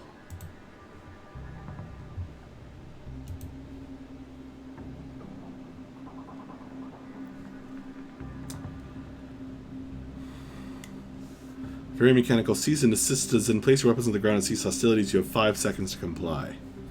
Yeah, something like that. The peasants can either leave the harvest behind when running to safety, or they can try and defend, often against a power stronger than themselves. Often causes casualties, and so quickly there's not enough workers to do harvests. One of the best protectors would probably just have land control. If you try to steal anything from the harvest, it makes what's stolen completely inedible, or at best, or hyper-corrosive, toxic at worst.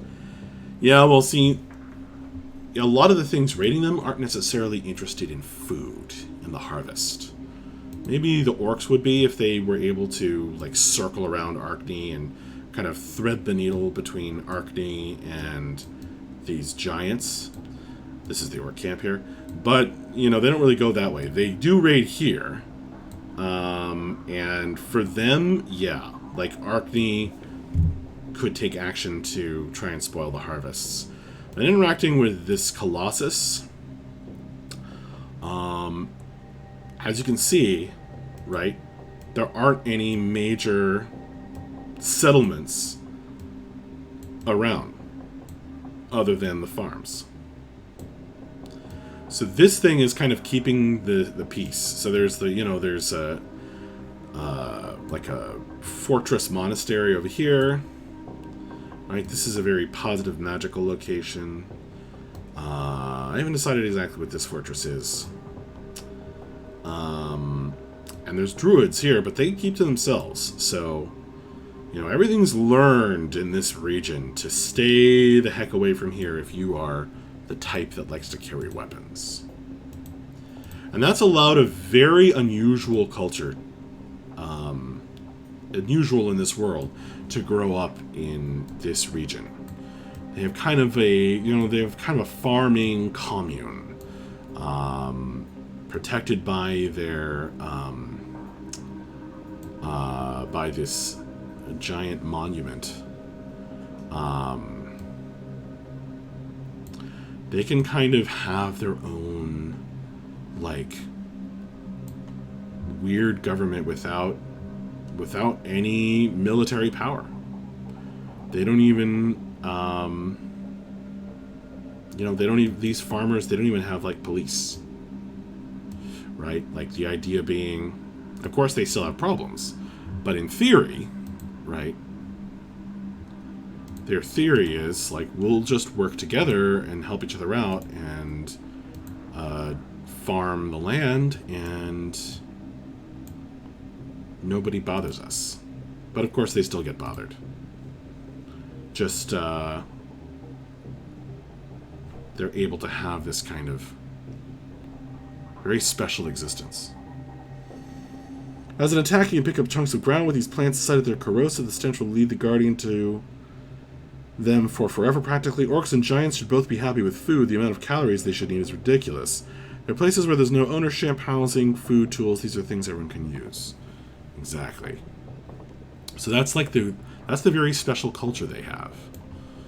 And I haven't actually directed the players up there yet, but it would certainly be an interesting role-playing opportunity.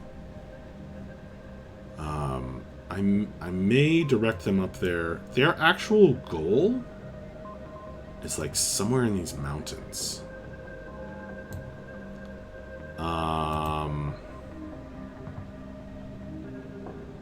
The Rasa Kulkarna, the legendary chimera, is here. Actually, a ways away from that. But they might end up going north. Especially if they befriend the governor, he could give them a quest.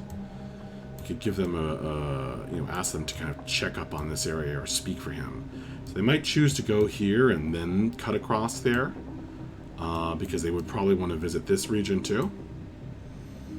And then there's also a very real possibility that they'll head toward these giants.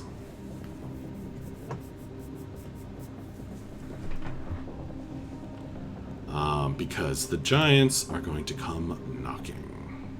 Alright, so I think we've gotten that. Yes, blah, blah, blah, blah, political situation, okay. Alright.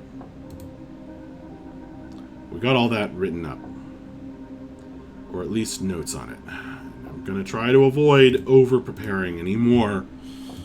But I have way over-prepared this town. Oh my god, it's so much stuff that I don't need. I have all the details about the cake shop.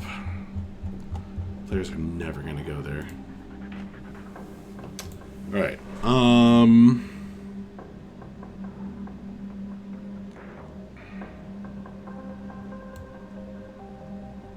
I should do this.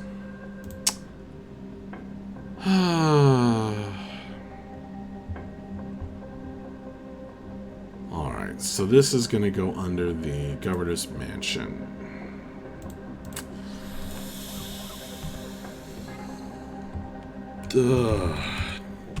Dungeons.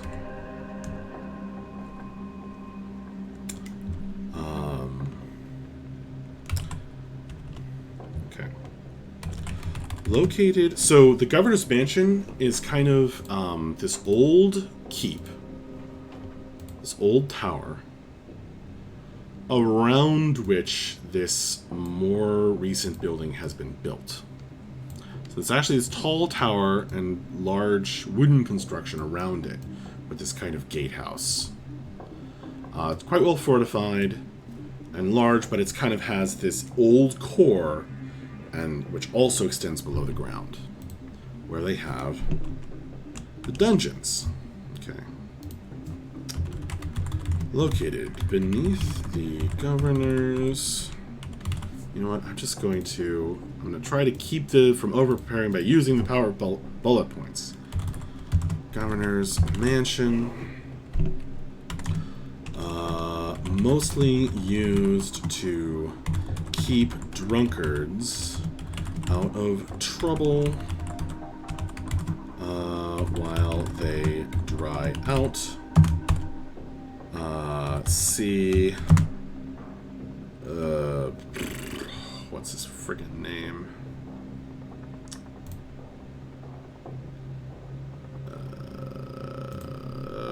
Adelard Compton.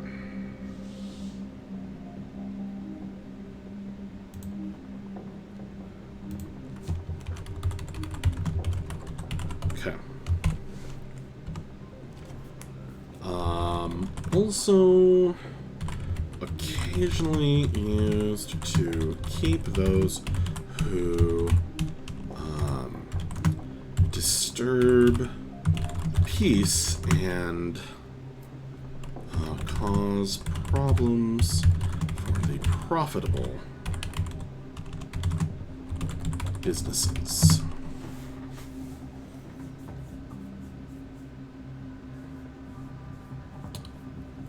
I'd rather be overprepared than underprepared. I just work as I have time and gumption. Most important for stuff first, of course. Well, see, that's the thing, Kenny, right? I feel like in this particular case, I haven't overprepared to the point where it's actually a problem.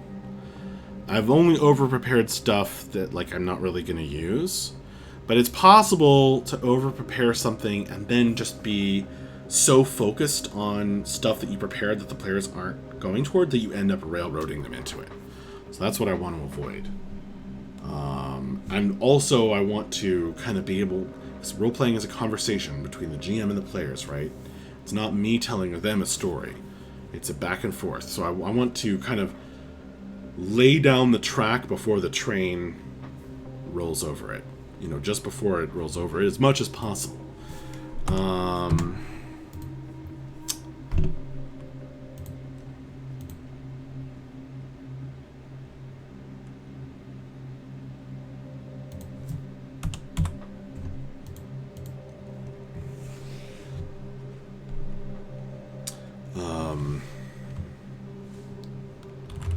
Rarely used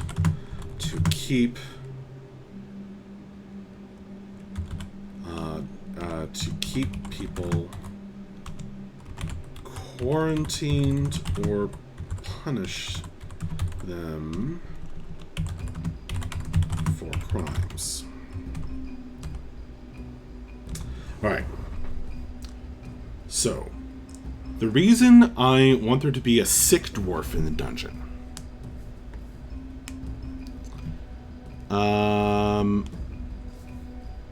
Okay, but first I'm going to read what Kenny wrote.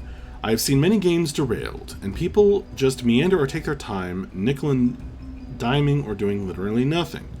I've also seen people not understand how combat should be done, and take over 6 hours fighting trash mobs, all in one encounter. Saw another streamer spend an entire day building a shoe shop their players would never go to, and hours on an NPC they were less likely to encounter than all the important NPCs. Right, exactly, Kenny. Like, I don't want to spend any more time than I already have prepare. Like, I have names and, like, you know, like a basic idea of all this stuff, and I feel like that's over prepared. I just wanted to I wanted to make Arkney feel like dense, feel like this is, you know, this is a bigger town than the village they were at, right?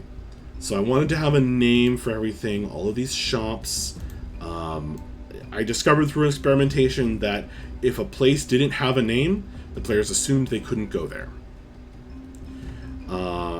So I gave everything a name, and, you know, I have like a basic idea, you know, whatever they walk into. So I haven't like, you know, spent hours building a cake shop that they might never go to. But, like, I have spent a lot of time making all this stuff that they might not ever use. And so now I'm still making stuff because, like, I'm like, oh, this is something they actually need. Like, I actually need to know, like, there's a very high chance they're going to encounter the governor, right? I need to know, or go in the governor's mansion. I need to know what that's like. And I hadn't done that. And I'm like, what am I doing? Right? Like, I've over-prepared all this random stuff. And most of it isn't important. But the governor's mansion, that's important. Right? Still like to be over-prepared, though. I write all the time anyways as a hobby. Either use it or end up saving it. Well, there you go, Kenny. And very true, Villas Farthuk. The number of times Critical Role has spent half a session in a cake shop, you never know. Very true. You never know. The players have been dealing with some rather high urgency things, and I'm not going to throw any new high urgency things at them. You know, at least from my end. They might cause some high urgency things on their own, but I'm not going to throw anything at them until things have been resolved, quiet down. You know, there's a dull moment. We will keep it from getting dull. Alright, so the reason there needs to be a sick dwarf in the dungeon is that one of my players, the player of Mavra, the dwarven fighter, her whole backstory has to do with this disease she invented. And, as we all know, when a player gives you a knife, it is your duty, as the GM, to use it. So,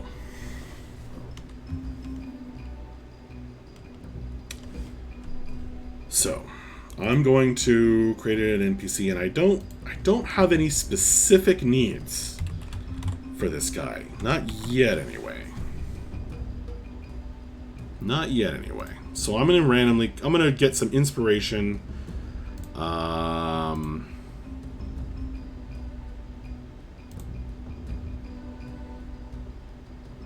And it's a female dwarf. Urshar Ungert. A fortune teller. Ooh. A fortune teller in the dungeon.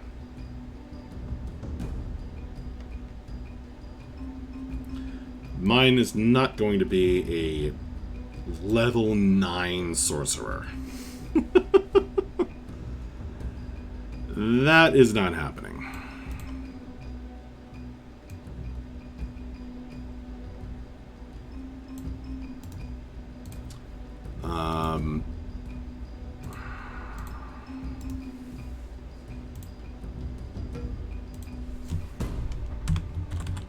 I like that name.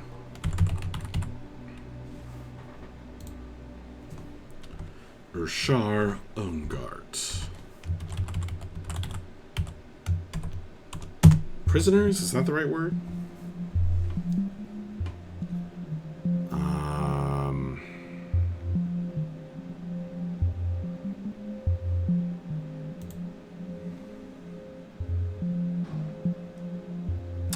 Yeah, don't need multiple horrible things incoming, as new players with lower level characters can rapidly cause problems. Yeah, exactly. In the game that actually, the campaign that ended in dramatic fashion on Saturday, one of the comments, I got the feeling for the comments the players had that while they really enjoyed the campaign, it was a little too hard. It was a little too difficult. I think I lean that way sometimes. I like to throw lots of challenges the player's way, and as a player, I tend to like having a lot of problems. Maybe I'm weird, but I actually dislike as a player when I'm kicking ass all the time. I don't like losing.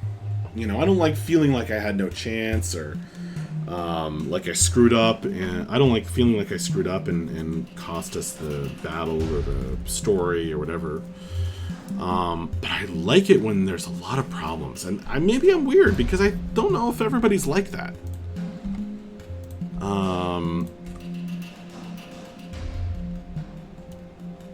You know?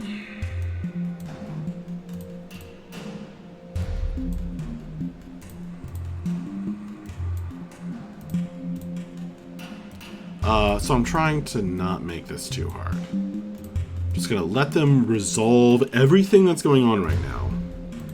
And I'm just going to let them loose in the town. And when they're loose in the town, I've got all of these things seeded for them to interact with, including the big mystery storyline that they're already invested in.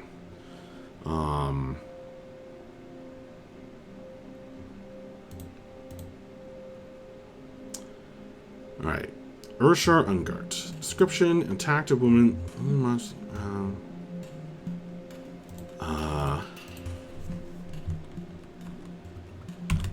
If not for her bright pink skin, she would be. If not for her bright pink skin, and does sallow mean pale or sunken? An unhealthy yellow. Her sallow.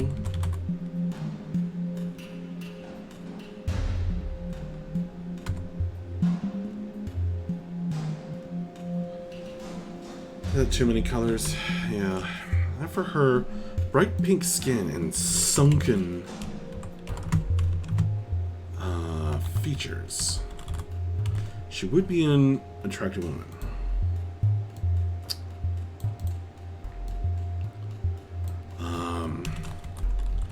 She's wearing a beautiful set, a beautiful dress and shawl that, and matching colorful shawl that have become dirty rags. Her brown hair is well kept despite the circumstances. She's gleaming green eyes that look up at you with pleading tears. Why is she in jail? Is she just quarantined? Maybe.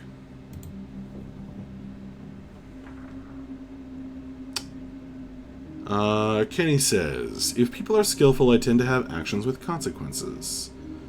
Yeah, well, I do too, but it sometimes when you keep throwing consequences and people keep taking actions and then there's more consequences, it ends up being harder than I think it will be. No free lunch, no adventure without consequences, not playing Dora the Explorer, very planning and preparation, strategy, and tactics orientated. Your character is strong, not anywhere close to invincible. The contacts and the connections you make or don't make can literally turn the game in or out of your favor. For example, hired a spy, you know where the main antagonist is, he uses poison, fire, and small throwing knives, you made yourself immune to fire, immune to poison, highly protected monster and gain damage. Now what does the antagonist do? Yeah. Of course, if they're a really good spy, maybe they know that you're doing that and choose not to fight you at that time.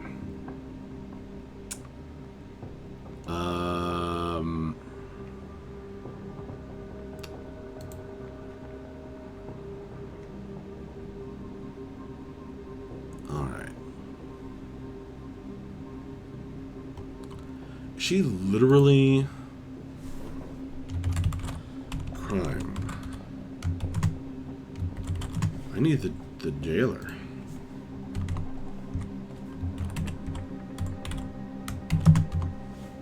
Oh boy.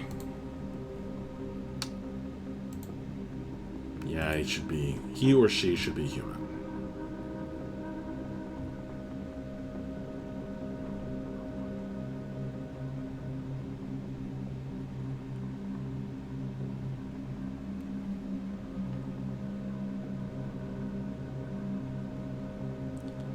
She's a mayor in the slave trade, but she's not going to be a mayor in my world. Actually, I don't need her all written out necessarily.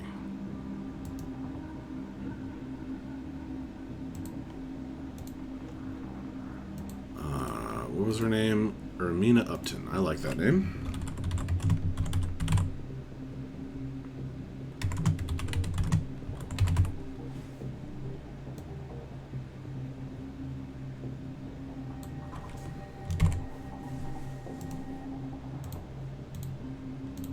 Okay, great.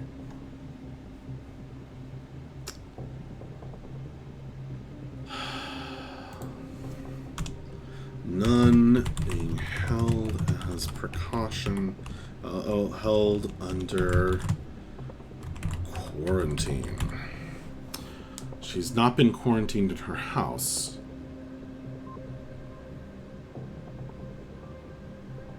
Which seems cruel.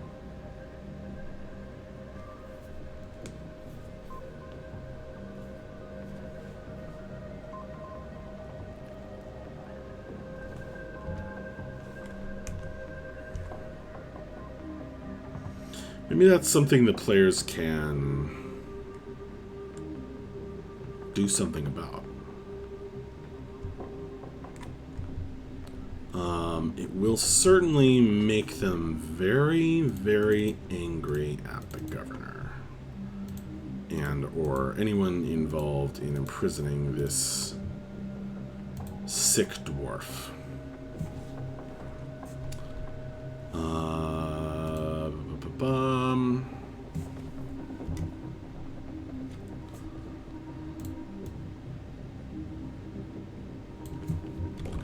Survive and get out. She came. Okay, so this is the important. This is the important bit.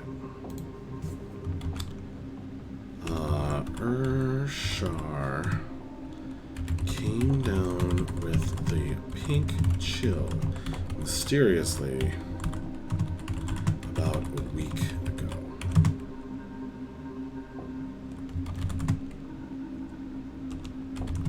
She's young. Oh, she's young? She's old.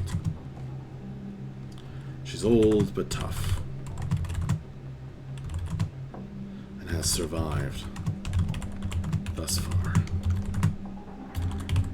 Ooh. How did she get it? Says she has... Actually, I'll give her a line. I had this weird dream that burning brimstone hands reached up from a crack in the ground and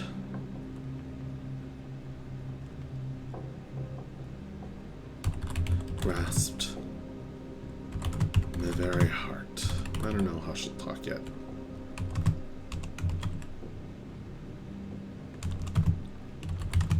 And I cough. And I got sick the next day. So, oh, Lionation! Welcome.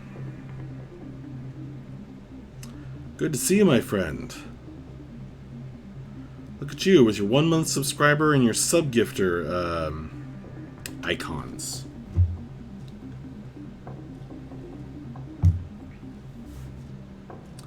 Today I hail from the atrium. Very nice, brother.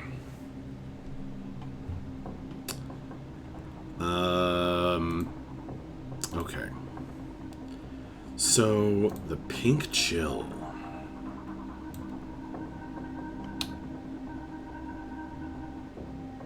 Alright. So seeing someone with the pink chill, right? This is connection to the particular character's backstory. Right? And shown on here, the pink chill. Now this is major spoilers. Major spoilers. See, the pink chill is connected to this character, and this character, and this character as well. Oh boy.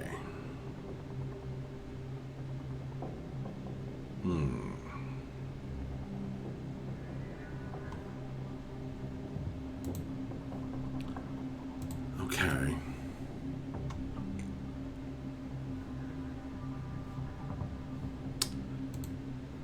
That's interesting. Why did I connect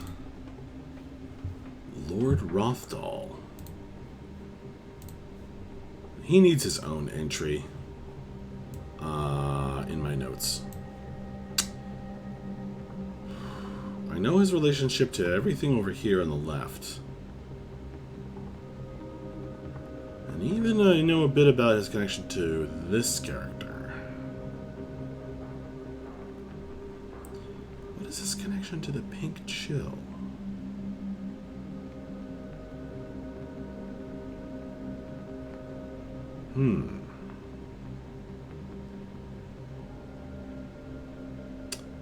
Maybe he is promoting it to weaken the dwarven political opponents in the city that he wants to control. Is there going to be a hint to that here? Maybe. Maybe. That chart is pretty crazy. Definitely a beautiful mind vibes. Well, it grew up organically. I actually made this on stream over the course of a couple streams. This villain mind map is the tool I use to inspire and track and create, actually.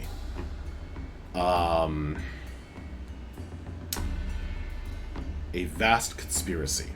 You can go back and watch those videos. They're up on YouTube too.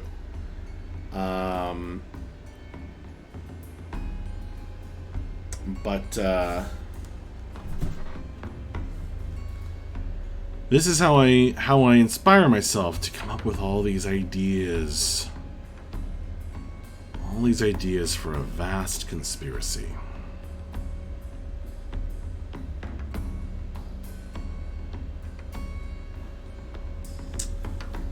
And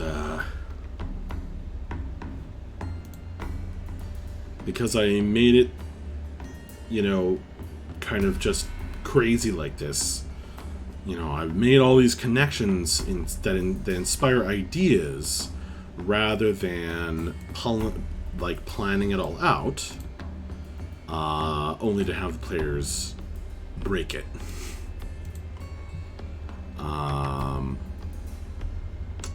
So instead of planning it all out only to have the players break it, I kept it very much an inspirational tool.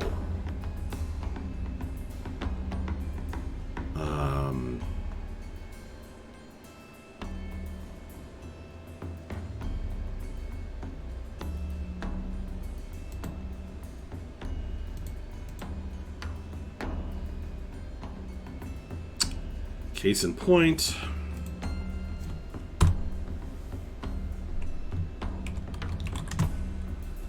some travelers from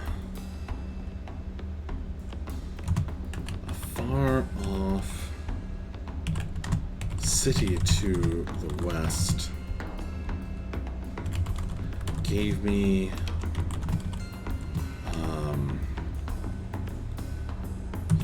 a gift, a strange powdery incense. They said their own fortune tellers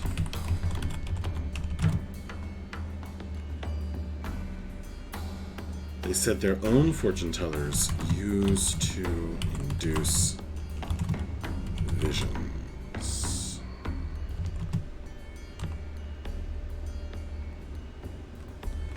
So that's a bit of a clue. This has come partially from the city of Westhead. Max, you seeing your NPCs for real next to you? Do you talk to them alone? Is this how you plan your campaigns? You just talk to them because you see them? Oh no.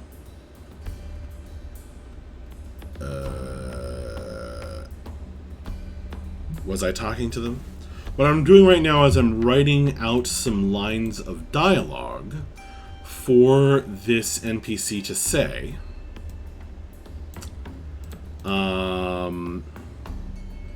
Really?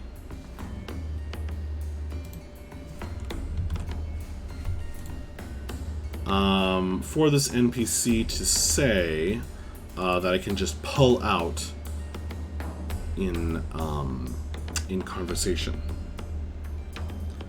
Oh, you were making a joke about a beautiful mind, like you're hallucinating them. Got it. Got it.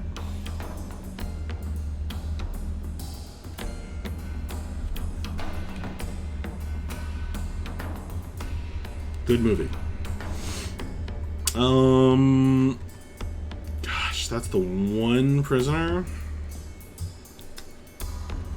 I'll say there's a 50% chance that, what's his friggin' name? Adelard Compton is here.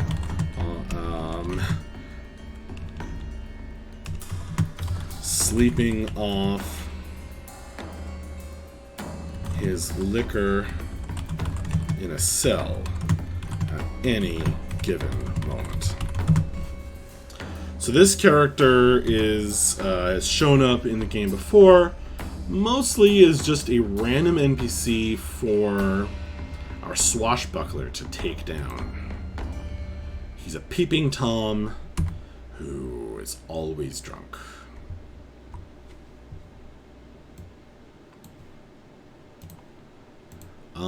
Are there any other prisoners in the dungeon? Maybe there don't have to be. entrance to the deeper dungeon. Alright.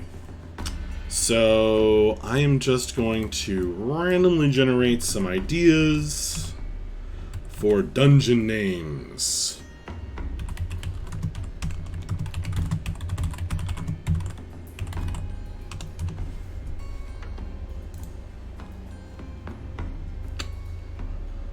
What do we got?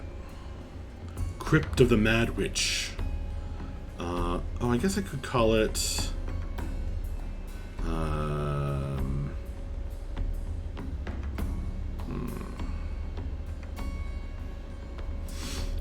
Good old... Oh, excuse me. FantasyNameGenerators.com. Very excellent. I could call it the Donjon de Ibukruger, which is the wizard who used to live here. No, that's his library. I feel like this dungeon maybe predates Ibu Gruger's residence in this wizard tower and building of the library. Actually, this was his wizard tower, and this was like his extra keep. I want it to be French. I want it to be... I use French to suggest that something comes from the time of the old empire, the Veille Empire, that collapsed 200 years ago due to mysterious, spoilerific reasons. Peeping Tom was always drunk. This a D&D setting or the town from the Andy Griffith Show? Yikes. The man with no screen name. Yikes. Labyrinth Malveillant. Le Labyrinthe Malveillant.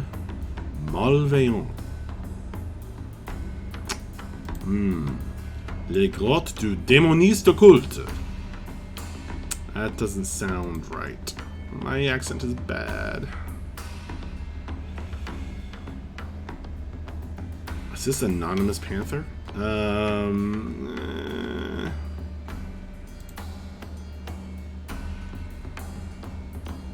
Undefined. I don't think that's correct. I think that's an oops in the website's code. The sleeping cells.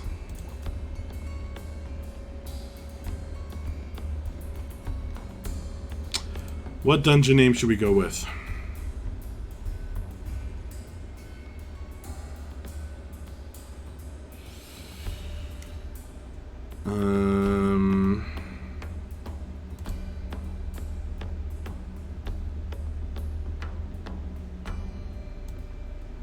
I forget what inconnu means. Does that mean unknown?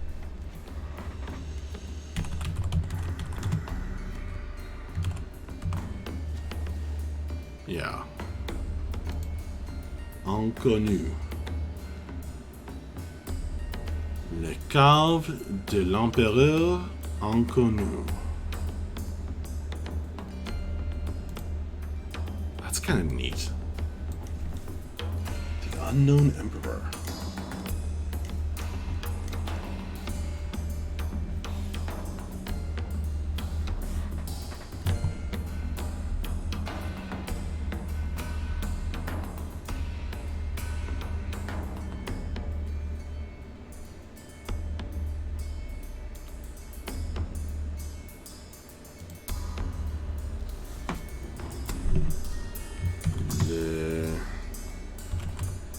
Donjon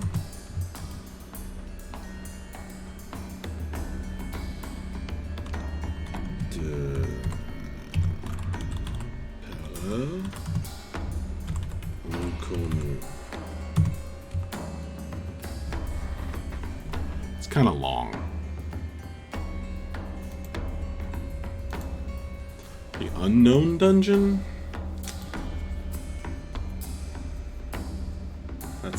That's not cool. So of course it's unknown. The Unknown Emperor, that's weird. I like that. What else we got? I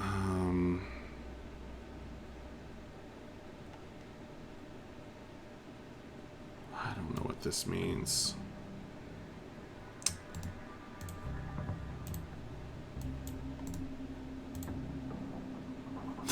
Dungeon of the Burning Forest.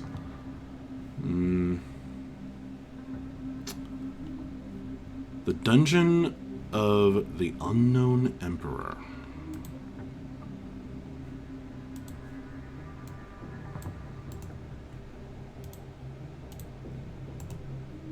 I like that.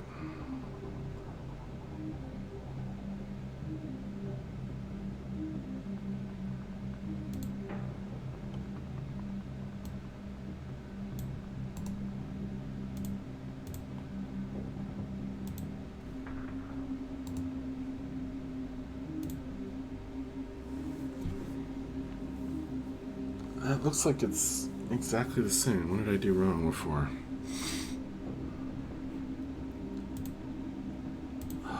That's pretty good. I don't think I'm going to get better than that. That's pretty good. It's just long. The Dungeon of the Unknown Emperor.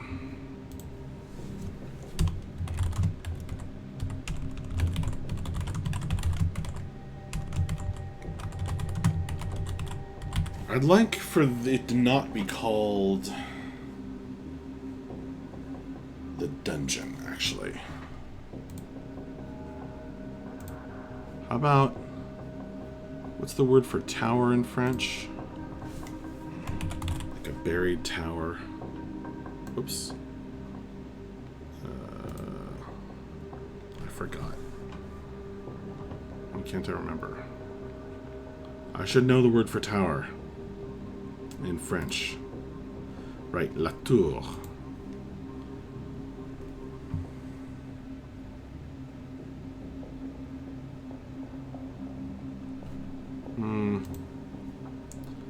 Caves of the Unknown Emperor?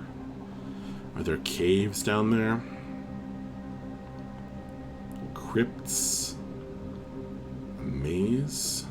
Labyrinth?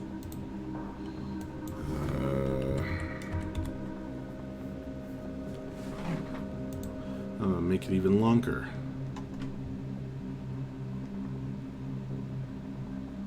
Okay.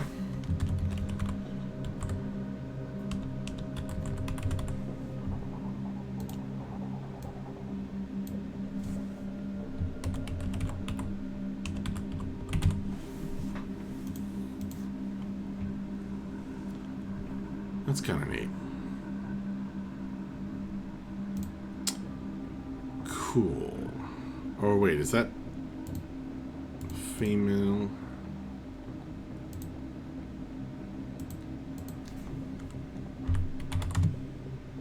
No. All right.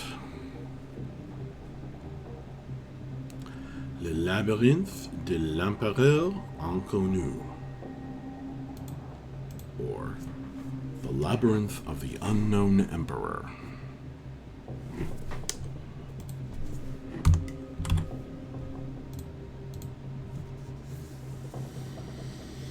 Cool.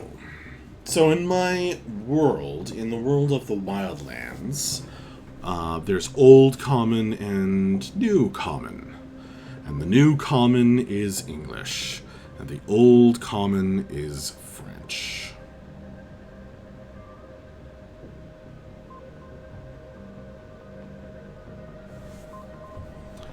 Fantasy French. Basically incorrect as I want it to be French. Cool. I like that. Okay. The Unknown Emperor. Weird. Alright, so there's I can have a dungeon ready pretty quick. If the players decide to head down to the dungeon, I just need to know what it's called, where it is, the general theme. And I don't think...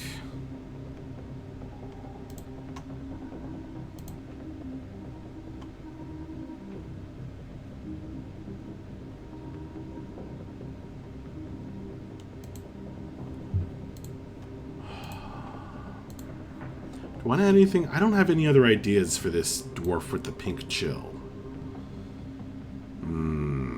Actually, you know what? She needs to remind Mavra of her mother.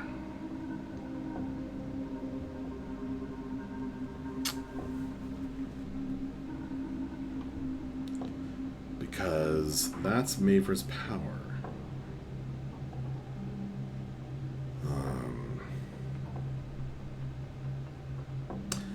Maybe this fortune teller is from Mavra's hometown. I've already got somebody from someone's hometown, though. This is just a lot more likely, because the dwarf city in Birdiac Peak is, like, here? I think. Something like that. So it's really just a hop, skip, and a jump over to here.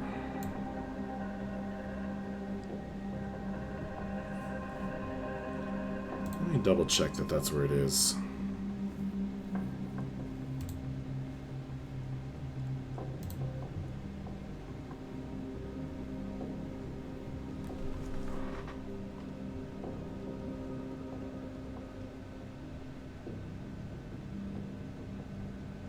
Yep, 2111.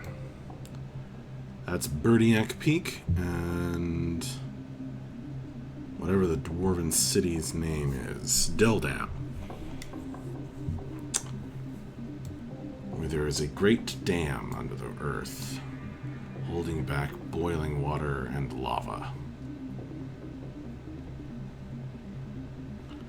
That the dwarves, of course, use to power their clever machinery. A lot of them leave because it is uncomfortable in the city. And a lot of those end up in Arkney. Maybe it's fine.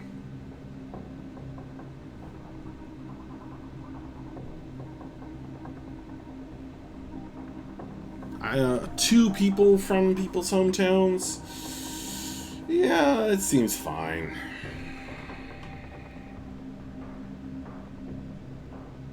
That's not that much of a stretch. One of them is from very far away, and that one's, you know, way up here. This one is way more believable, because the city of Deldam is close. History.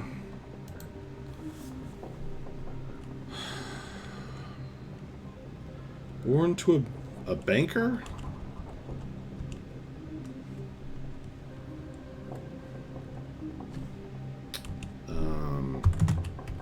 Accountant. Or whatever. Born to a...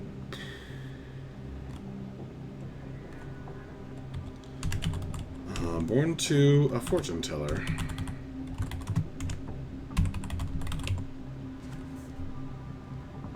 Her mother's trying to pay the bills.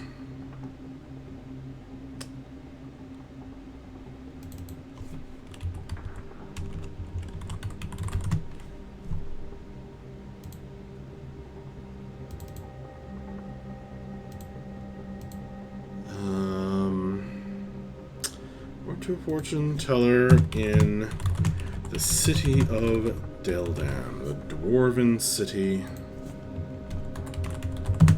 of Deldam. Alright, and then she'll talk about her mother. Mention her mother back in Deldam. Boom! The new common is English as opposed to Romance language. How vulgar. Yes. The grand old fantasy French Empire, Veille Empire, was far less vulgar. That's why they had to go.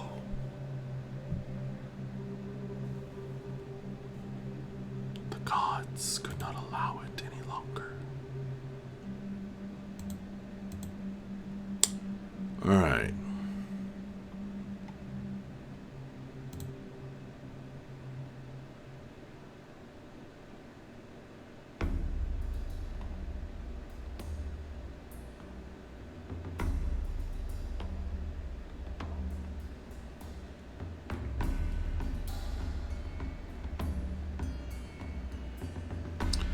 Should I have another random prisoner seated?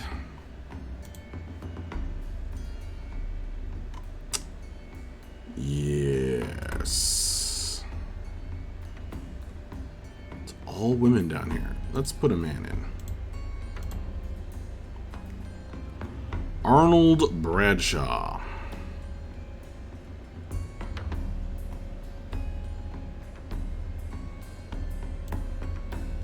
Well, he's an interesting character to have in a prison. A servant who's out of favor, perhaps.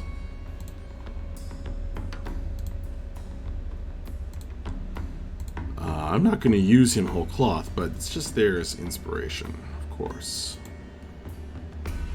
Alright.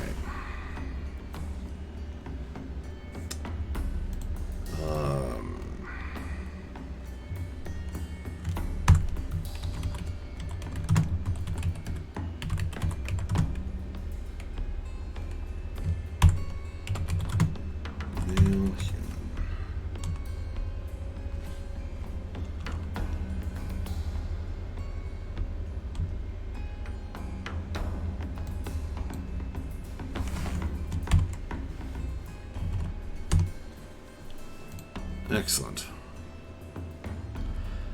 Nacho Pants! I need that hat in my life. Welcome, my friend. How are you doing, Nacho Pants? Check it out, I'm a Twitch affiliate and everything, with subscribers. I haven't seen you in forever, my friend.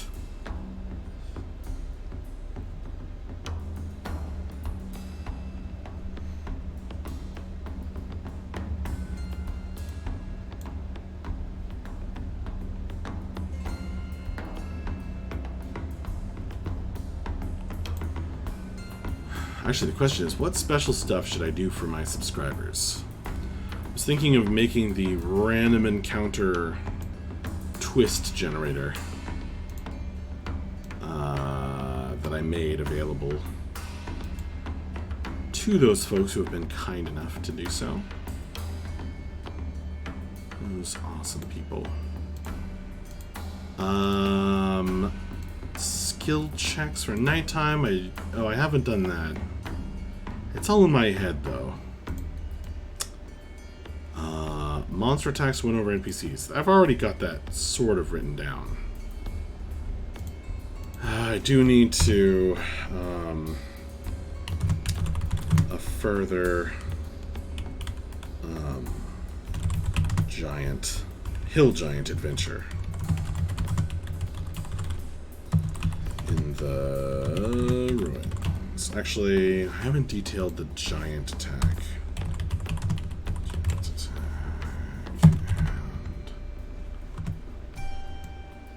Alright, but I do know that that's what this is going to be, so we're adding something, but I'm also strike through.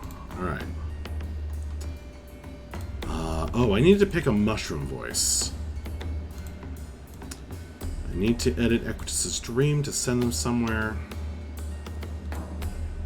The Dark Six were the last ones that rose to godlike power. Oh, I need to write a bit of a important background world setting thing that I need to. I mean, it's not. I mean, this is it. This is the line. I just need to write it out more fully. And I need to do this. This is important. Actually, this is probably the most important thing of all these. Yep. That's important. This guy is our major character in the Arkney adventure. And the players are going to go talk to him, and they're going to ask about that for sure. So I need to prepare it. Oh my god, Nacho Pants! Dude! Thank you so much for the tier 3 sub, wow! You are a good mate. I'm good mate, how are you? All unpacked and moved in yet? Well, moved in. Unpacked? Not so much. But hey, the hat has been found. So I can wear it now and during our next D&D session. I hope you can make it, Nacho Pants. Thank you so much, my friend. Tier 3 sub, wow. That is my first one of that kind. I gotta do some cool... I gotta figure out cool stuff to do for various tiers of subs.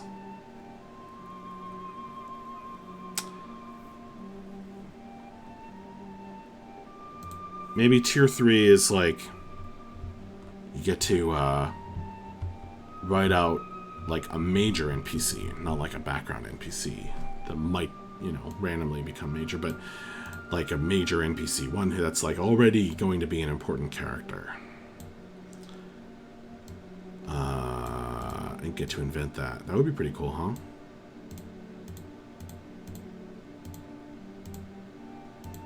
Make it part of the world. But maybe it needs to be something different than that, because I kind of want people to be able to suggest things all the time. You know, I'm open to any suggestions, so I think I need something more specialer for tiers. Just offer various tiers of depth charges for the various tiers of subs. I get it, because they're subs. Submarine joke. Thanks, man. That's a great name. I'll think about it.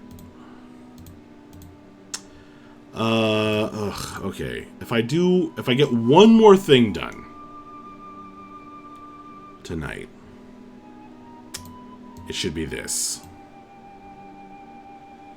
More info on Marius Fitzywell, how he lost his ability. His ability to see, that is.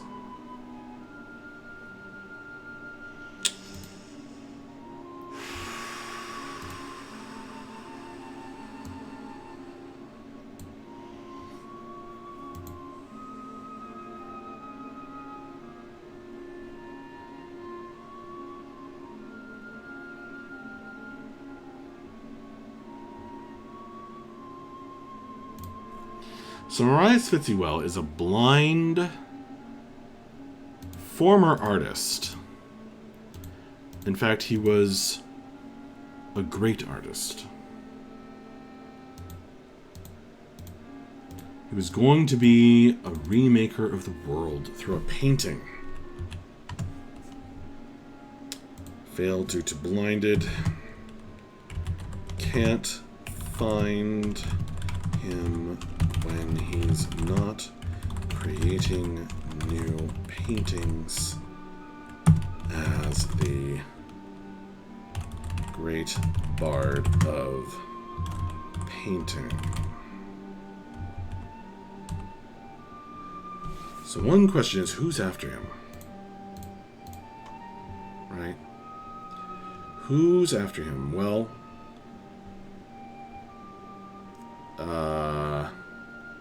this lady.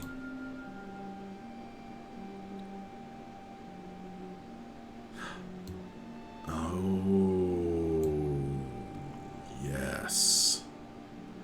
Aldhild True Anvil has a connection to the Pink Chill. See, this is how things come together. This is probably why I'm considered a better GM in town than in the wilderness, which is, I guess, self-punishment that I've put so much wilderness in this campaign. But because I start to see these connections, and they just start coming together, and then it starts to make something new, something bigger, something that feels larger than the game. A story with wide-reaching philosophical ramifications. So Aldhild True Anvil. That's the important information that our prisoner with the pink chill in the dungeon loves Aldhild True Anvil. See below. She's tried quotes. Let's do. No, that doesn't make sense. Ah!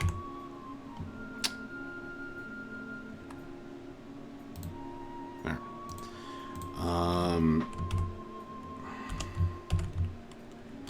She's tried so hard to help me.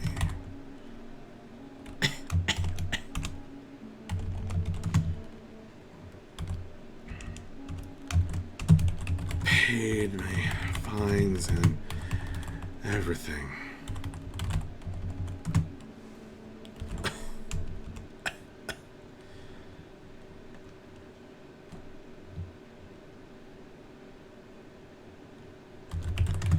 Such a kind, good-hearted woman. So, of course, major spoilers. I think most people just go with Snapchat nudity. Oh boy, Nacho Pants. I don't think that's gonna happen.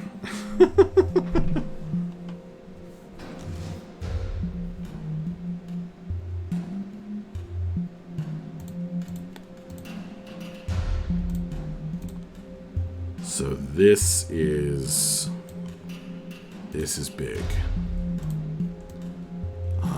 When the campaign starts coming together, it starts to feel like a real world.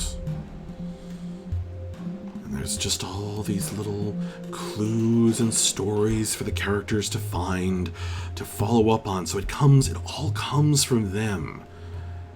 But it starts to feel like the story couldn't have gone any other way.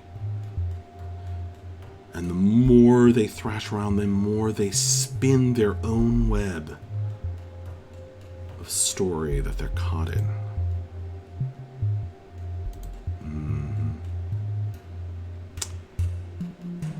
Oh, Marias Fitzywell. What did you do? Okay, so he made a bargain. Right.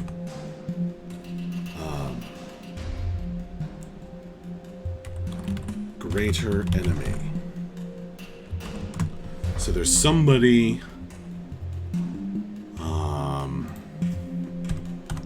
somebody manipulated by, right? There's some extra planar being, I think. Maybe a new character. Or maybe it's time to add to the insane mind map. Because the Inkbloods.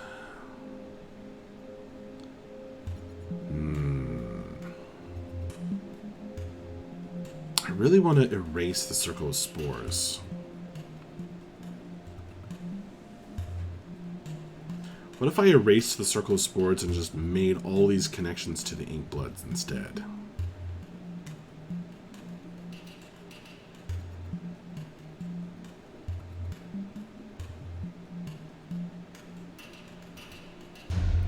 So I want to draw a line. I want to connect the Nightfall to something, right?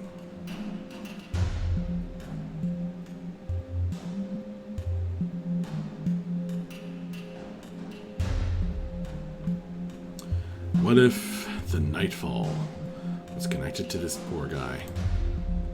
I think we're doing it. Arias. Fitzwell. Made a bargain with the Nightfall.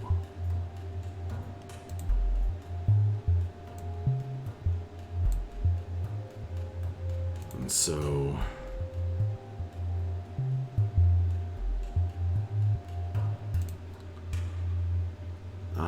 I could like write the Inkbloods up here as well. You know what? It'd be crazy not to do that. Or should I call them the Great Bards?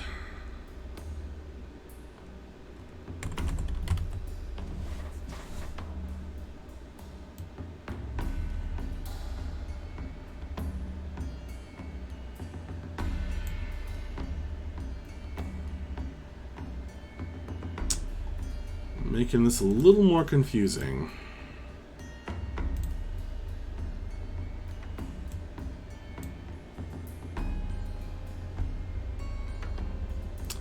So he made a bargain with the Nightfall.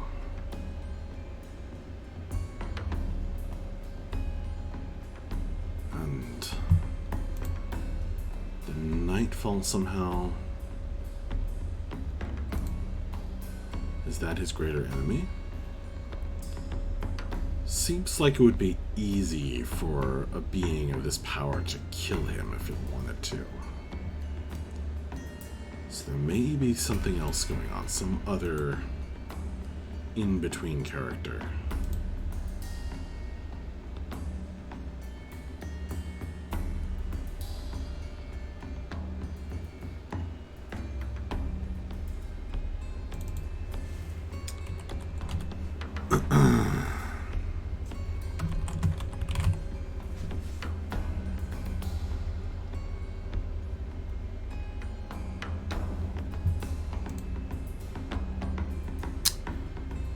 All right.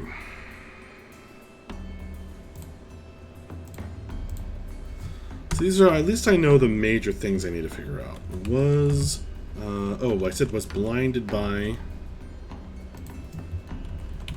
Blinded...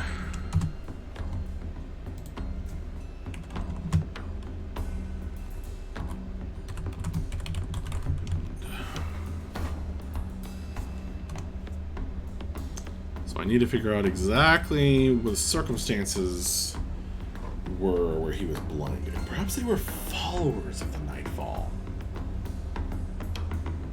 That would be interesting. That would be interesting.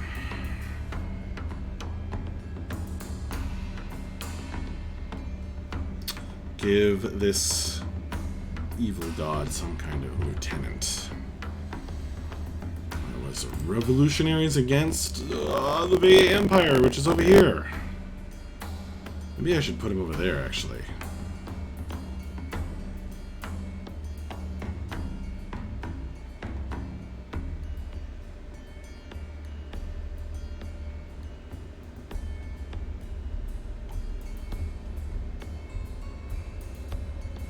This is getting madder and madder as I go on. More and more insane. Well, perhaps I'll figure that out later, as it is getting quite late at this point. And I've been streaming for almost 3 hours.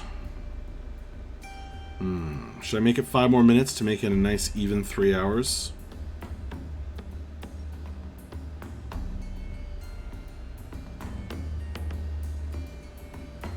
Five more minutes. All right.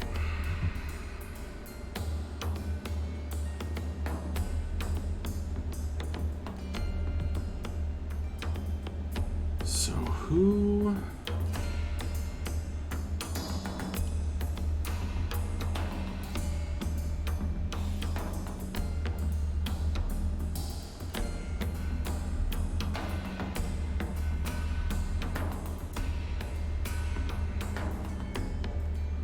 Who were the revolutionaries?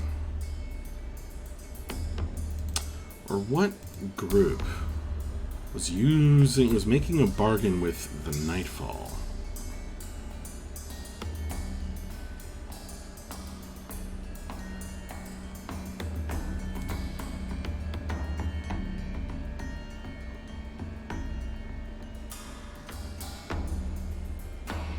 In order to bring down the Vey Empire.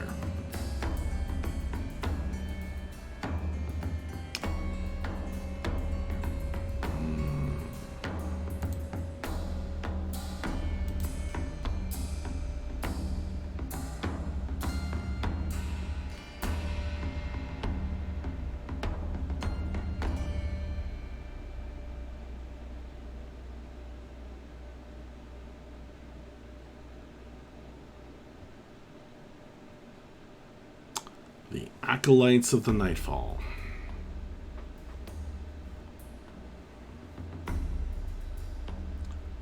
The Disciples of the Night.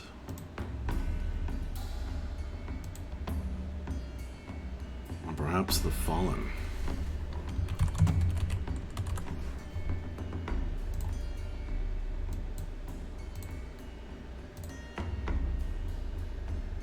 Why isn't it turning black?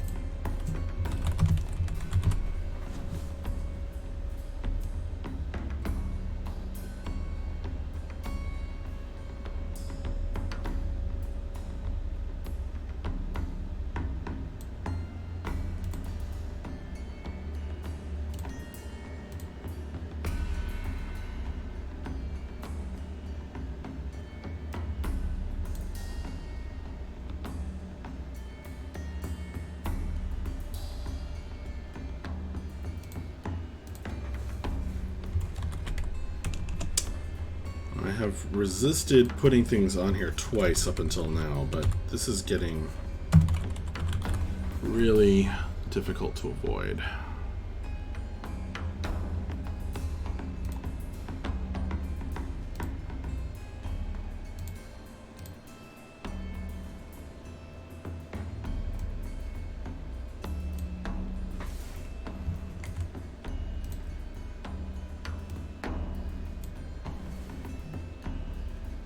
Unless I wanted to draw a big line all the way around here. Which I certainly could, actually. Or I could make one little note like this. I don't know.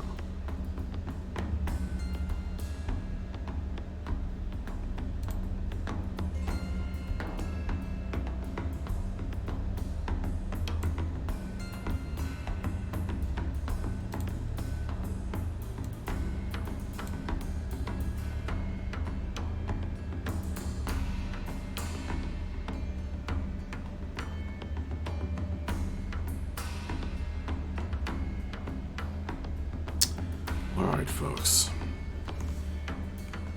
It is time to call it quits for tonight. After 3 hours of D&D prep, I think I have hit my limit for now. I will see y'all later. Hopefully, you know, I try to stream every night, but being a father with a little baby and a busy life, I'm not always able to, but I try to stream at 8:30, 8:45 my time. I will hopefully see you folks back again soon. Thank you, anyone who dropped in, everybody who was chatting, Kenny, Lion Nation, Man with No Screen Name, Taladar earlier, Villas Farthuk. You are all awesome people, and Nacho Pants with the tier 3 sub, thank you so much, dude. You're amazing. And, yeah, have a good night, everybody. Or wherever the world you may be. I'm